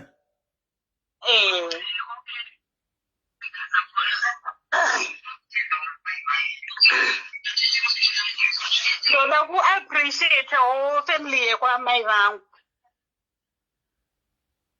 Okay, go on.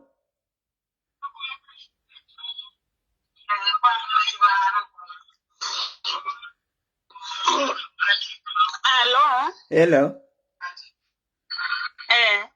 Regai ndidaiwo anti ndinoda kukukatai mundidzimirawo device iri kuseri kwenyu. I will call you back. Okay, ndaidzima. Madzima. Okay, you can go on. Okay. I just want to appreciate family yekwamai vangu. Vakamira nesu, vakatichengeta. Mama vedu naDhedi vashaya, vakatichengeta, pataishaiwa chekudya, pataishaiwa pekudii.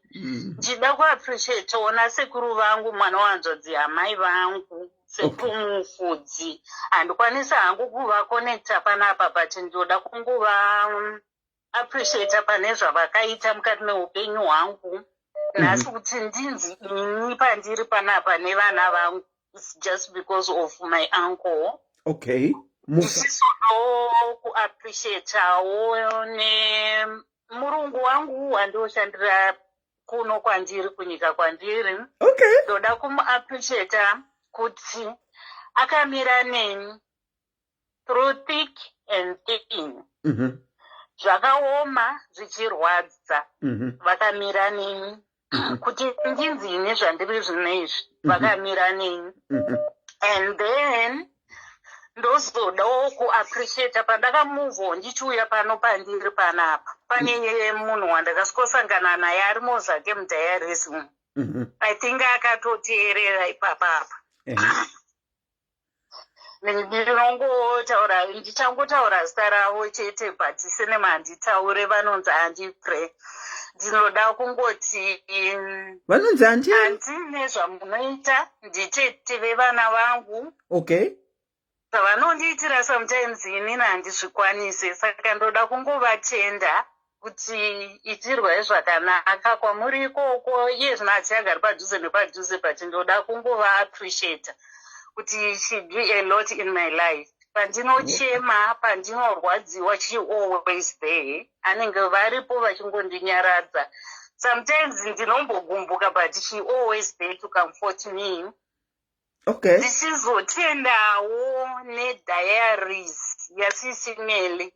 Pandakatanga kuteerera Diaries, ndakaitirwawo zvakanaka neDiaries. SIS MELLY, mamoyo. Inini ndiri mamoyo wako. Ndoda kungokutenda munin'ina kuti uri kutisimudzira, uri kutiitira zvakanaka. Dai Mwari vakuropafadza pane zvese zvaunobata, pane zvese zvaunoita. Nemi Auntie Selina, you must be blessed because you've done a lot in my life. Thank you. Thank you. Thank you. Naiwayo mashoma ndinawo ndinongoti thank you to all the people I mentioned. You know, alo Auntie musamhanye kubva. Matenda vanhu matenda vamatenda vakati one day nana Auntie Selina nana SIS MELLY nana sekuru variko kumusha uku vese ana sekuru mufudzi mavatenda. But ndapika chinhu one pakutenda kwenyu kwese. Vazhinji tinochema nevarungu vatinoshandira kuti vanonetsa, vanongotituka, vanongodai, vanodai. But ukaona munhu aku appreciate murungu wake, pane chiripo chinoitika pakati pavo, chine connection yekuti murungu uyu anofanira kunge akanaka stereki. Chinopa munhu kuti atende. It's true, Auntie Selina. I want to thank that murungu wangu ni mukadzi nemurume zvese kuti ndinzi inini. I think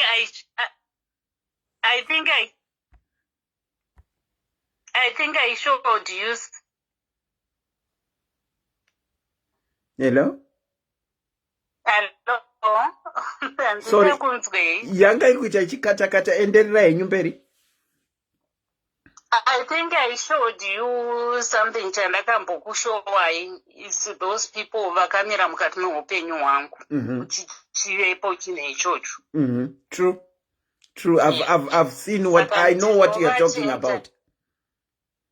Yes, kuti hazvigari zvakanaka hazvo pabasa, but rimwe zuva unembenge uchichema, rimwe zuva unembenge uchifara, but vakakuitirai chikuru. Vakandisvitsa. Vakakuitirai chikuru stereki. kana nesuwo tinovatenda. Ini ndinoziva zvavakakuitirai.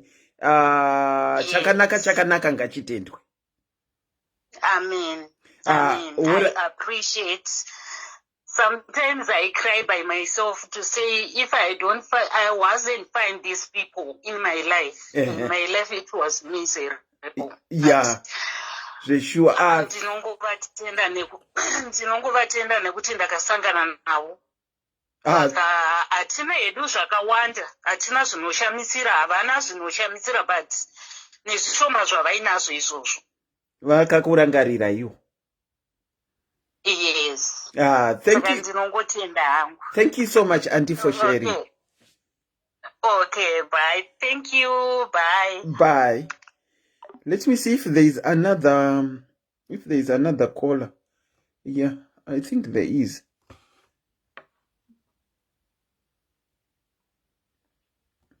Let me try and return my calls that were calling. As I said, it's nice to appreciate. Ndinokuchingamidzai pachirongwa makadini?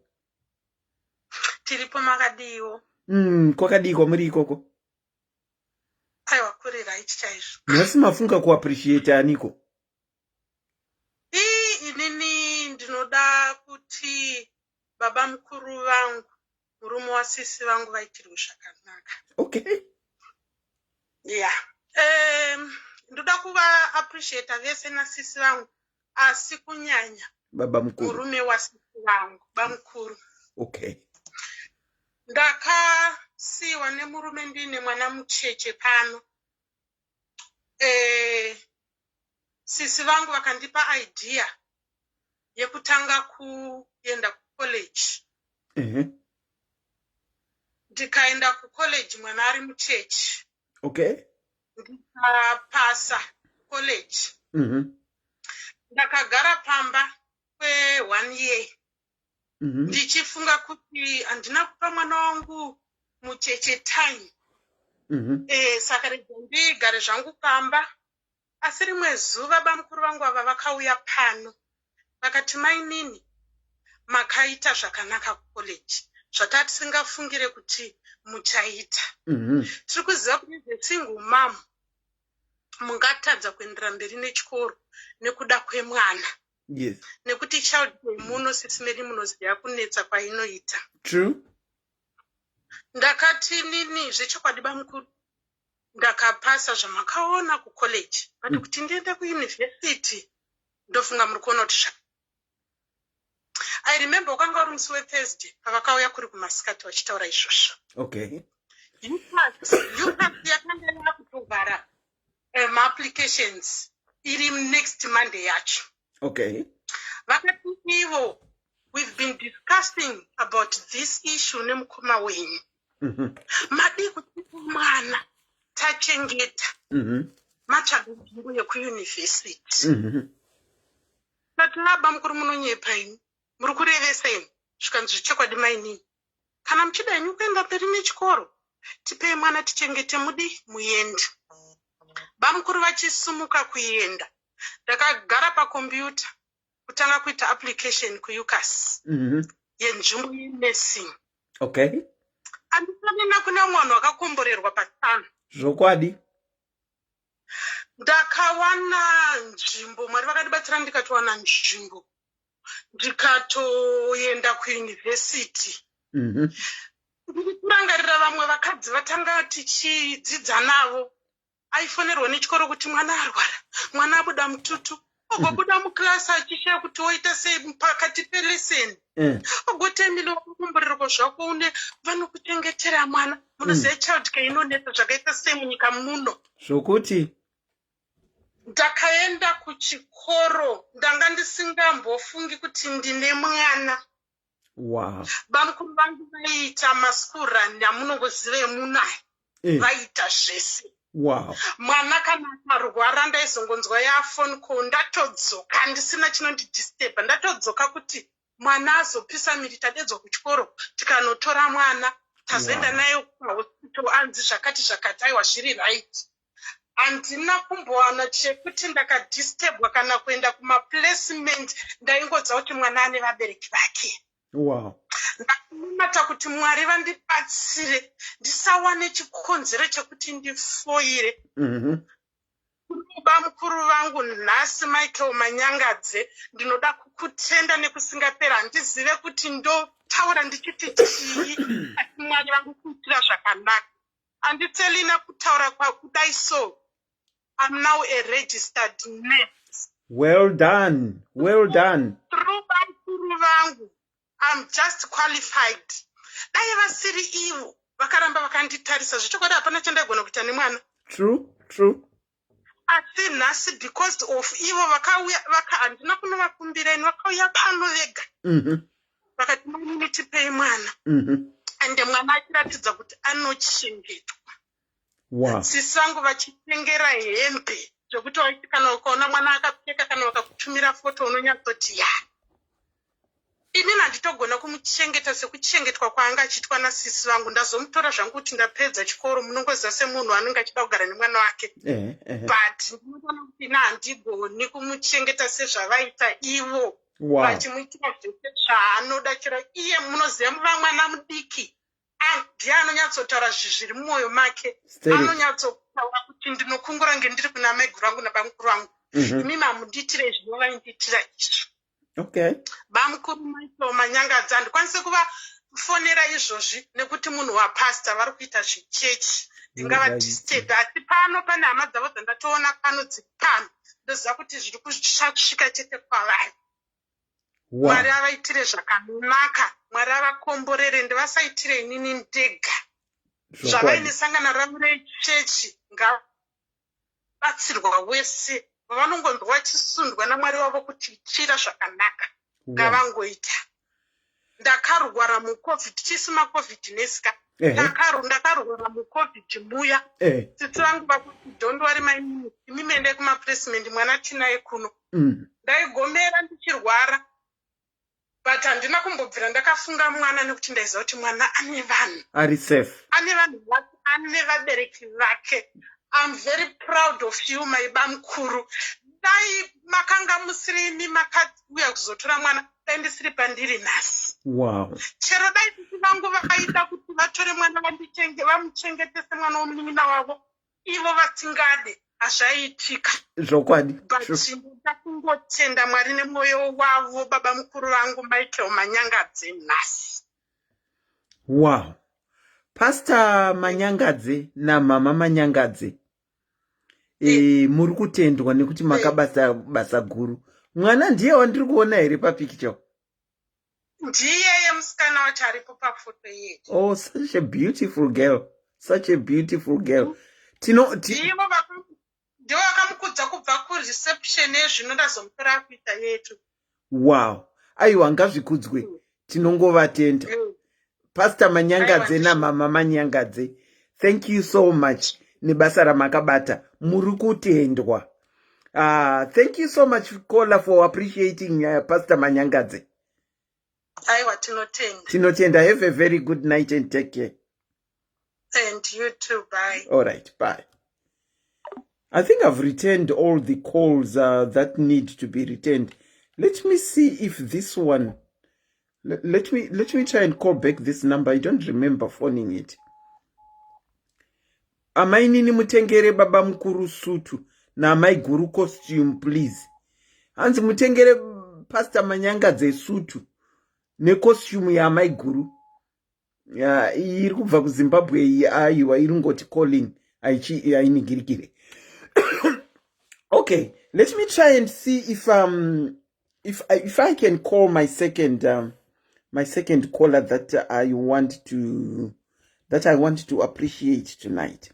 She's just a friend, just like a evangelist wangu vanda fonera. Look at it on. Yeah. Irikurira.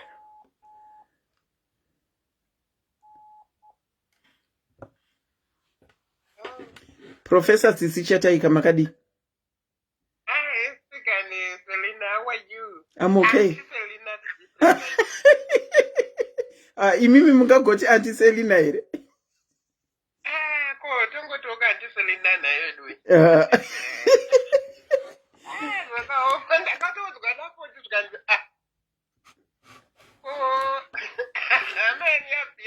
yakupisa zvomastreet. Hanzi hama yenyu yakupisa mastreets. Fortune ndinomuona palive. Anyway, Professor Chataika, I'm live on SIS MELLY's diaries. I said I am live on SIS MELLY's diaries. I'm calling you into the live. I got you.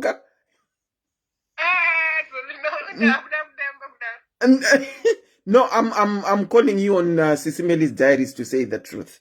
Okay, why I called you Professor Chataika? This woman is a professor, and a professor as in a professor education-wise. She's called Professor Tsitsi Chataika. She is a lecturer at the University of Zimbabwe. She also lectured at the University of Stellenbosch, South Africa. Is Stellenbosch? You know Stellenbosch. Stellenbosch. Yeah, the University of South Africa. Okay, why I called you Professor Chataika is I just want to appreciate you. Okay. That is why I called you. Just a brief history with this woman that is on the line, Professor Chataika. Professor Chataika was my boss at the University of Zimbabwe. That is where I met her. But from boss, pakaita friendship is very strong. She came to do a PhD ku Leeds. And pavaita PhD yavo vachizoshanda ku Leeds ikoko. We developed a strong friendship yekutoti once a month probably taienda up north kuenda kungonofara hedu. Saka she is my boss, but she used to be my boss, but not anymore. Because no ndikango vafonera yango yes Selina.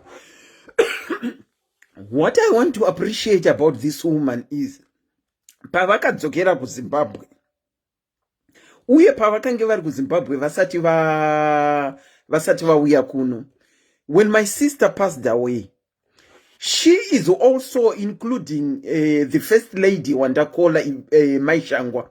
She is the woman very two who stood in the gap kushikira my sister was laid to rest. She has done so much for me in terms of my family. Even when my mom passed away in 2018, she was there right from the start na Maishangwa vandrikutaura up to the end. Vaka wandasvika vakandipika ku airport vaingofamba neni pane zvese zvavari kuda kufamba nazvo. I've learned a lot from this woman. She is full of love. If there is need family wise for zvinhu zvinoda kuitwa in my absence, this woman does it. Saka Professor Chataika, nangoti ine handidi kuzomira pamberi, God forbid, pekunzi hamuchisiko, ndomira ndichiti mukadzi arere apa anga akanaka stereki. I want to do it in your lifetime to say, I appreciate you so much. I might not say it, but in my heart, thank you so much for everything that you have ever done for me. Oh, thank you, Selina. Thank you so much. The person who is on the other side of the line, Selina, she's a lady full of love. Like what she said, she used to be my secretary at the University of Zimbabwe, but it was a bit tricky. Shamwari dzake dzadzototya kutamba naye dzichifunga kuti say I so close to the boss because usually my boss, my secretary, I don't know pa lunch my boss. True. So there was no time they could know because we were always together. Yeah. Around the village, Lunch. food yet. Yes. Lunch in salad and Yeah. and then the other people would Selena sako sure got in a boss. She said, "Oh, no problem." I've always said she's a hard worker. By the way, she's a hard worker. Office Young was so organized to the extent that she would know birthday rangure hamazangu this, and they should remind me and go to my we need to buy a present for this person. You know, she was just a person and a half, Selena, and I guess that's why we got so close. Yeah, true. Somebody was very close. And one thing, and I've always said this to many people, if you've got somebody, and I try to create a relationship in positive. Yeah. Because you remember, Selena, when I got that telegraph, those days I received my telegram, I started from my email. You couldn't have interview, this was lead. You were the one who manya, I remember, and then I remember driving you to some office in the city of Harare for the interview. We went to my house, I got the interview. Exactly, and I got the scholarship, and you know, this is the kind of love that I always say. As human beings, we need to, you know, to be real. You become, because I say to people, I think education should not take you away from people. Yeah. In any case, it should bring you closer. True. Yeah. The education then there is something wrong with you. True. So I thought I would bring you here and say thank you, and especially bringing me closer and teaching me about people with disabilities. Makandivhurira mukana wokuti ndikazvifunga the times that were in the Disability Resource Center. Zvandaifungira about them, I didn't see it anymore because of you. I remember paita matiegas use it.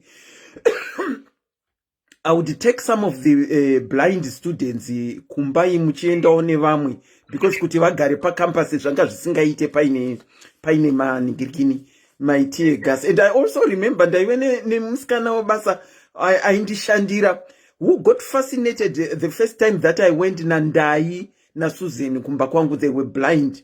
Saka akamboita imwe nguva yekuti akaramba akamirira kuti twi. You remember Susan passed away? Yes, I know Susan passed away. Saka, you taught me a lot about even wari disabled to the extent yekuti ndakange ndangovaonawo se nigirikini se vamwe vanhu. And you also afforded me the opportunity of connecting with students with disabled with disability. I want to use the right term that I usually see you. Students with disability. Yeah, students with disability. Not disabled, but to students with disability. You connected me so much to the extent that through her, I was able to pay school fees for a blind student.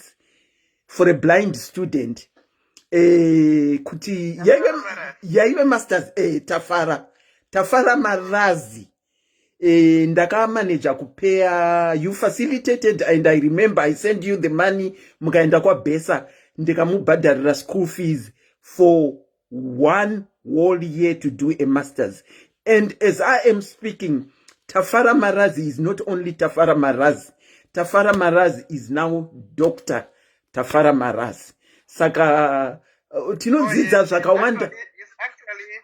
He's actually lecturing at the University of Zimbabwe. Yes, he is now lecturing at the University of Zimbabwe. So all that, it was because of you. I'll release you now, Professor, but I thought I would just say thank you I appreciate you. I love you, and I'll see you soon. Oh, thank you very much, Selena. Very soon I'll come to UK and visit you once these COVID issues are a bit on the low side. Relaxed. What are you, Professor? Thank you so much. Okay, thank you very much. Say hi to Bob. Oh, okay, I'll do that. Thank you. Good night. Good night. Saka, those are the two people that I wanted to appreciate most. Ndaona makomenti manga mauri kunyorwa ma-appreciation akawanda stereki. Nasi, as I said, it's going to be a very short live, because I've got someone that I appreciate as well who is on her way here, and that is my younger sister. My younger sister, uyazi wema live uyu. Let me check this one. Ndokuchingamidza ipachirongwa anti makadini. Masora sei anti Selena. Maswera sei askani. Tasora yedu. Nasi tiri ku appreciate. I wanted to phone and appreciate you. Okay. I just wanted to say that zimanguva patino batabasa, we don't really realize what impact we're having on people. I'm a silent follower and no commenter here and there, but I love the way that you handle my shows with maturity, with calmness. And I remember pane pakafona a lady angaine ma spinal operations vanokatanga commenta zero, but maybe you use that that discerning voice in you to say, Kola, can I turn on the video? Such things are not done by anyone. Such things are done by someone under maturity. Saka, I just wanted to say, I appreciate the way you handle my shows with that maturity. And indeed, as a person, I'm learning so much because I see how you carry yourself. I see how you deal with people with respect. Appreciating we're all different, but so I just wanted to give you flowers today. Auntie Selena, you may not know this, but it's no follow it, no farira the way I'm my shows with maturity. Even in Mkoma, Nunzani Shadi, from being in Mkoma Rags, I remember we laughed it. Mkoma Rags, but you know what? There's something that you taught Shadi. You might not know today, but the way you handled Shadi, whatever you imparted to him, you already made a change in his life. And I always say, Penyu, we should evaluate ourselves by the way we touch other people's lives for good. Sakandangoti ndiko appreciate us nditi Auntie Selena, thank you so much for being that person that you are. My stories enyu munoshati nenge chichiseka muchitaura nezvabhururu muchita say, I love how you show respect in everything that you do. Sakandangoti nditi nasi Auntie Selena, we are giving you flowers to smell them muchiri vapenyu. Oh, thank you. Thank you so much, Auntie. Thank you so much. You have humbled me. Thank you so much. It's all right. A very good night to you. Good night. All right. Bye. Keep smiling. All right. Bye. Thank you. Wow. Thank you. Thank you so much. Thank you to the caller. Let me try and return call. Yeah, caller. Wow. I wasn't expecting that. So, but thank you so much to the caller. I received the flowers that she has sent me, Momepo. I guess caller was kudaira. But I think we will wind off. We will wind off. Okay. Ndrangotenda vese vafona in vanyora ma appreciating messages on live. Okay, how could call back wandanchiko ndanchifanira tinokuchingamidza ipachirongwa makadini tiripo hedu tiri kuappreciate vanhu vari mukati meupenyu hwedu vanotiitira zvatisingafungiri. Yeah, inini ndoda appreciate atezvara vangu. Okay. Atezvara vangu vanonzi Mike Lamini Moses. Mike Lamini Moses. Ndo vanongoda kuappreciate mukati meupenyu hwangu. Okay. Ndakaenda kumba kwangu veri tenda ndiri mwana mudiki. but vakanditora semwana wavo, and he always support me pane zvese. Vakandiendesa, ndakaenda ndichangopedza A level, vakandikurudzira kuti amurora isusu toda mhakadzidza, vakaniendesa kucollege. Wow. Ndakaenda kucollege ndikapedza, ndichibva madifficulties, even nemwana wavo vanongomira neni. Nyangwe problem handitokwanise kuti ndikaita problem noenda kuna mai, asi kuna baba ndotofila free nekuti munhu akandi accommodata zvakanyanya muupenyu hwangu. Wow. Even support yekuti murume wangu imwe support yaasingakwanise kundipa, ivo vanotondisupport, vanondi-understanda better. Saka ndongoda kuva-appreciate vachiri vapenyu. Ngazvikudzwe kana vachi-understanda kuti even muchihevha maproblems nemwana wavo, ivo vanomira and also vakakuencouragei, mati vakakubhadharirai, ndo zvamataura handiti, vakakubhadharirai kuenda kucollege. Exactly. Vakandibhadharira, even mwana vaisapota, mwana wavo vaisashanda, in fact angachitorongoromwa, angachangopedzwa kuchikoro kuuniversity. Saka vakatongotita vana vavo vaitisapota even nechikafu neeverything, aya vakamira nesu, handidi kunyeva. Up to now nyangwe tikahebha machallenges, isusu tisi tinotovanetsa pane kuti ivo vatinetse sevanhu. Aiwa, tinovatenda atezvara vakadaro, havazi vakawanda stereki. Nesu tinongovatendawo nezvavakakuitira iwo. Kola. Aiwa. Nongoda ngotendawo namai vangu handingazovakangamwe. Vatende izveni. Tenda yenyu. Tinoda kutenda mai vangu Celeste Malunga. Vakafirwa nemurume tiri vana vadiki. But vakatireiza kusvika tiende kuchikoro tipedze A level tichidzidza kuma-boarding schools. Tanga tiri 3 and Selina. Okay. Tese takaenda ku-boarding school. Neasingle mother anga vari teacher. Wow. Vanga vari teacher mai vangu. Mai vangu ndotoremember kuti vaitosunga bhurugwa richidhadhamba kuti tiende kuchikoro. And she made sure kuti taenda nezvese kuchikoro. Taisatakura zvedu luxury asi all the basics. Maive nadzo.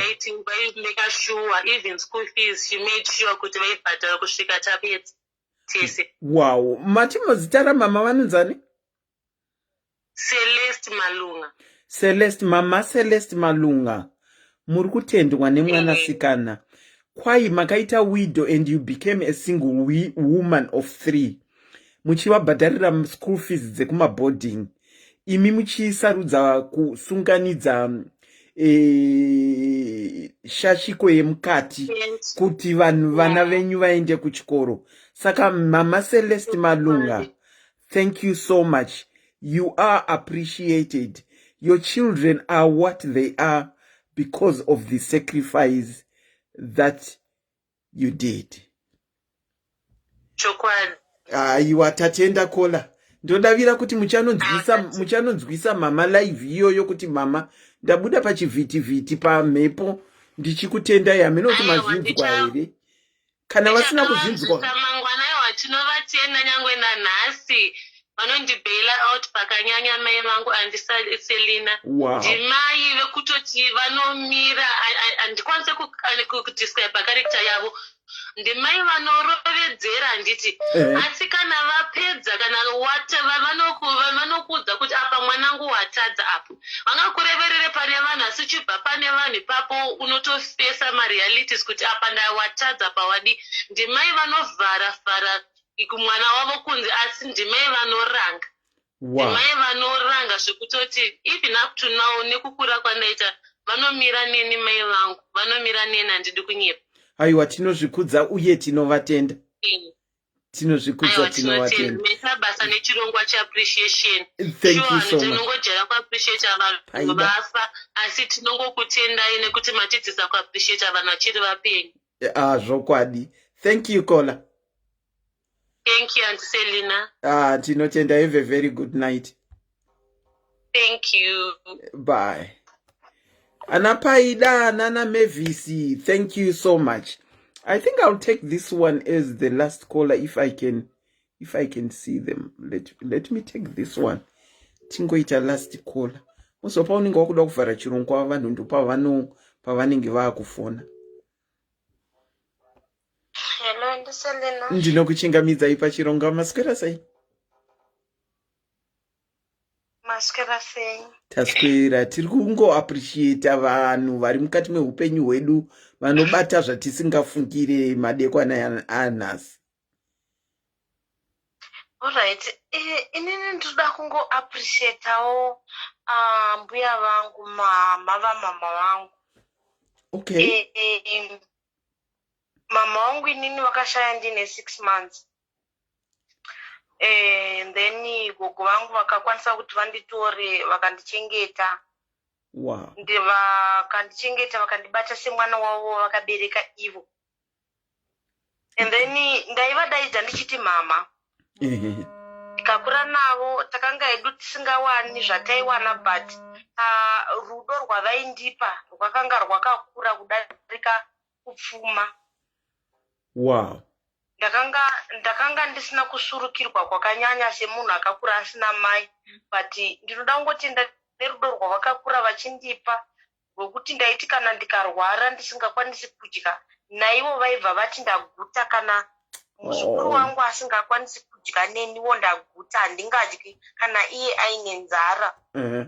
Saka ndinoda kungovatenda zvakanyanya rudo rwavakandipa irworwo. Vakakwanisa kumira neni kubva ndiri mudiki. Hama dzekwababa hapana kana akazombosara achiticheka kusvika ndazokura ndatozova tsvagonda kweva kudai, but mbuya vangu vakamira neni kubva ndiri mudiki 6 months kusvika pari zvino nhasi. Wow.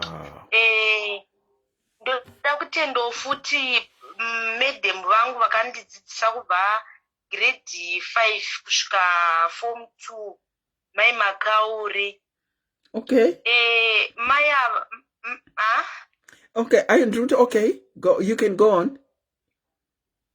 All right. Mai Makaure vakandidzidzisa, and then vai understand the situation yemakuriro andakaita, and then nemagariro andakaita. Munongoziva kana uchinda kuchikoro kuti matichers anounderstand kuti mwana uyu akamira so kumba kwavo kwakamira kwakadai. Saka mai Makaure vakaona ndiri munhu ane shungu nechikoro, but ndisina zvikwanisiro zvinoitawo kuti ndidzidze zvakakwana. Okay. Saka mai Makaure vakataura nagogo vangu vakati ndokumbirogara nemuzukuru wenyu. Gogo vangu havana kuzviramba sekuti vanhu vainamata vese chechi. Mai Makaure vakanditora ndikagara navo semwana. Ndakanga ndisingazivi kupfeka bhutsu, but mai Makaure vakatanga kundipfekedza bhutsu vachinditengerawo hembe semwana wavo. Kudzamara ndazosvikawo form 2 vakuchinjwawo nechikoro pavakanga vari vakuendeswawo somewhere. Zvinhu zvandongoda kungovatendawo, vakandidzidzisa mabasa chero zvangu ndisina kupasa chikoro, but vakangondidzidzisa chinhu chekuti kana uri munhukadzi haufaniri kugara upererwe nezvekuita. Ndizvozvo. Chese chinokupa mari unofana kuti chikupe mari kuitira kuti mhuri yako isafe nenzara. Ndizvozvo. And then 3 ndibaba wemwana wangu vari kuZimbabwe. Okay. Takanetsana zvatakanetsana hedu zvikadarika ndikamuregerera, but for now I just want to appreciate him. Munhu ane rudo nemwana wake, anomuitira zvese. Wow. Asingatarisi kuti inini nhasi ndatengera mwana chakati ndatengera chakati. Anomuitira zvese kubva pane zvese. Handina kana complain zvokuti pamwe ndinoomerwa pekuti inini ndinoshaya chekudya, but anondiudza kuti pari zvino pane mwana usaite stress. Inini mwana ndiripo, uchazoita stress kana inini ndafa baba wemwana. Ndinoda kungomuappreciata too much nekuti vashomana baba vanomira nevana vavo. Ndoda kungomutenda zvakanyanyisa. Ngaasatendwe neni, but dei Mwari varamba vachingomukomborera takudza mwana wedu pamwe chete. Ndoda kungoappreciate ivavo Auntie Selina ndichiti thank you. Wow, thank you so much. Go tinovatenda. vakaita take over from 6 months after mama vatisiya, and then teacher wenyu wamataura uye tinovatenda. Muri kuti vakakutorai vakagara nemi muchienda kuchikoro vakakudzidzisai, makatozopatsanurana nawo makuita transfer. Uye baba vemwana wenyu wamakabereka, kashoma futi kuwanzonzwa vakadzi vachitenda varume wavakaita navo vana, kashoma. Tinongotsvaga kazhinji tinongotsvaga mafaults, haasi kuchengeta mwana, hatotendeukire mwana, asi munototendwa nedenga kana muchimutenda kudaro, nekuti muri kumupa sando dzake dzaanodhisevha. Saka nemiwo komborerwa inashe. Thank you so much, caller, for calling. Okay, thank you so much. All right, a very good night to you. Good night. Okay, thank you. All right, bye. Akomana panovharika here papa. Yaramba kufona, ikaramba kufona ndakubva ndadzima foni. Yaramba kufona. Zvaita zvakanaka. Let me switch off the phone and just say, aiwa, nhasi tamboona nguva yekuappreciate wedu uyu. Ngatidzidzirei, zvisangoperera ipapa, asi ngatidzidzirei kudi kuappreciate. Inini ndakuchada kuchiappreciatewo from the bottom of my heart, on behalf of SIS MELLY ne-admin team yese. We just want to appreciate you, my diaries, for rallying behind us. Honestly, zvamunoita sometimes tinotadza kuzvikurukura. Kuti tikangoshedzera kuti pane pari kuda kubatsirwa within a short space of time, munobatsira just like that. Munobatsira just like that. Saka ndinoda kungokutendai nezvamunoita nekumhanya kwamunoita. Tingange tichitadza kuzvitaura here and there, but know that we really do appreciate you. Tambenge tati tichawinisa tiketi panapa. Ndira kupika one of my South African numbers kuti ndinzwe kuti varida kuenda here ku SIS MELLY's Haiti party. Nekuti Haiti yeto are just around the corner. Iri komswa 30. Ndakuda kumbofonera ma South African numbers. Tinzwe kuti vana vari muJoburg here. Tida kunzwa kuti vana vari muJoburg here. Ega nditotanga naiye apedzisira. Wow, I have to ndabatidza phone. I have to take this one. I have to take this one. Anti vedu vaya vari kufona. Anti murisai. Ndandatombozima phone yangu. Murisai. Okay, thank you. And how are you? I'm okay. Kwakadi kumba ne mwana wedarise. All right, Derek. Hey, tati timbo appreciate us. Yes, I'm the last one to say I want to appreciate Auntie Selena for believing in me that I don't drink when people rush to think that I drink. But because of my illness, people thought that I am drunk. But Auntie Selena believed in me. And I just want to appreciate you, Auntie Selena. I love you so much. Oh, thank you so much, Auntie. Thank you so much. Okay. Maita basa zveshua, Auntie, for appreciating me. Okay. Imimi ndinokubatai kuseri tinozivana. Ndinokubatai kuseri. Okay. But thank you so much for calling and appreciating me. Thank you. All right. That Okay, bye. have a very good night, Auntie. Okay, bye. Thank you. I think you remember Kola Vedu. Pane atombo wa mention iwo kubva vazofona. I think you remember Kola Vedu. Hello? Ndeipi? Tabva mukutaura munogara kupi? Ndogara muJoburg. Muri kuenda here kwaiti? Ndikuda kuenda andisina bhati. Zvina zvina kunyatsondimirira hazvo zvakanaka. Indava? Iko zvino zvandina kugadzira, handina dress, handina bhutu, handina kana chii, saka I would like to go, but zvaiko zvinozvi handizivi kuti ndingagadzirira sei. Hamuna kana dress ramungakwanisa kuona wardrobe rekuti munonyatsoti mapfekawo nebhutsu. Ndikati ndiri kukupai tiketi. Ya, ndoshingirira ndakutsvagawo mari yekuti ndigokwanisa kukwirawo transport nekuti ndiende. Okay, saka ndoti ndiri kukupai tiketi here. Mungabatsira zvisingaita ndiSelina. Alright. Ndinokubatai mangwana. Yeah. Ndichitaura nemi more and getting your name. I don't want to say your name out loud. Pajekerere. Saka ndinokubatai mangwana. Hembe tinorivamba dziri mu wardrobe. Hi. Tinorivamba dziri mu wardrobe. Tinotaura mangwana. Saka ndimi wandichapa tiketi rekuHaiti mangwana. Thank you so much. God bless you, Auntie Selina. Mumboenda munofara nevamwe.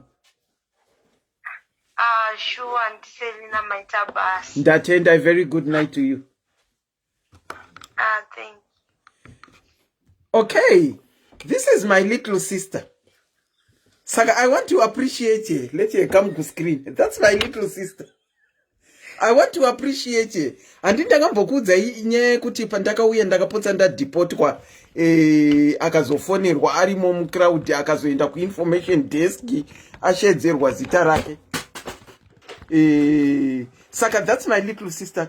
Come closer. That's my little sister. Anotedzera mashure mangu. Oy. Ndiye mwandida ku appreciate. Aiwa ndinomu appreciate. She has done so much for me. Kuti tinzi ndane mapepa futi akamira kuti ndinzi ndane mapepa. Saka inini I'm grateful. Andakakomborerwa naShe. Mwana wa mai vangu chaiye anotedza mashure mangu. Saka hai tiketi redu rawinwa. Nasi ta appreciate vatinokwanisa ku appreciate.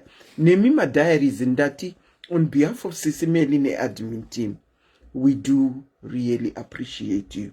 Ku appreciate ngakuregere kuperera pano. Asi kana uine wauda ku appreciate, find it in your heart. Anonyara zvekuti muningina wangu.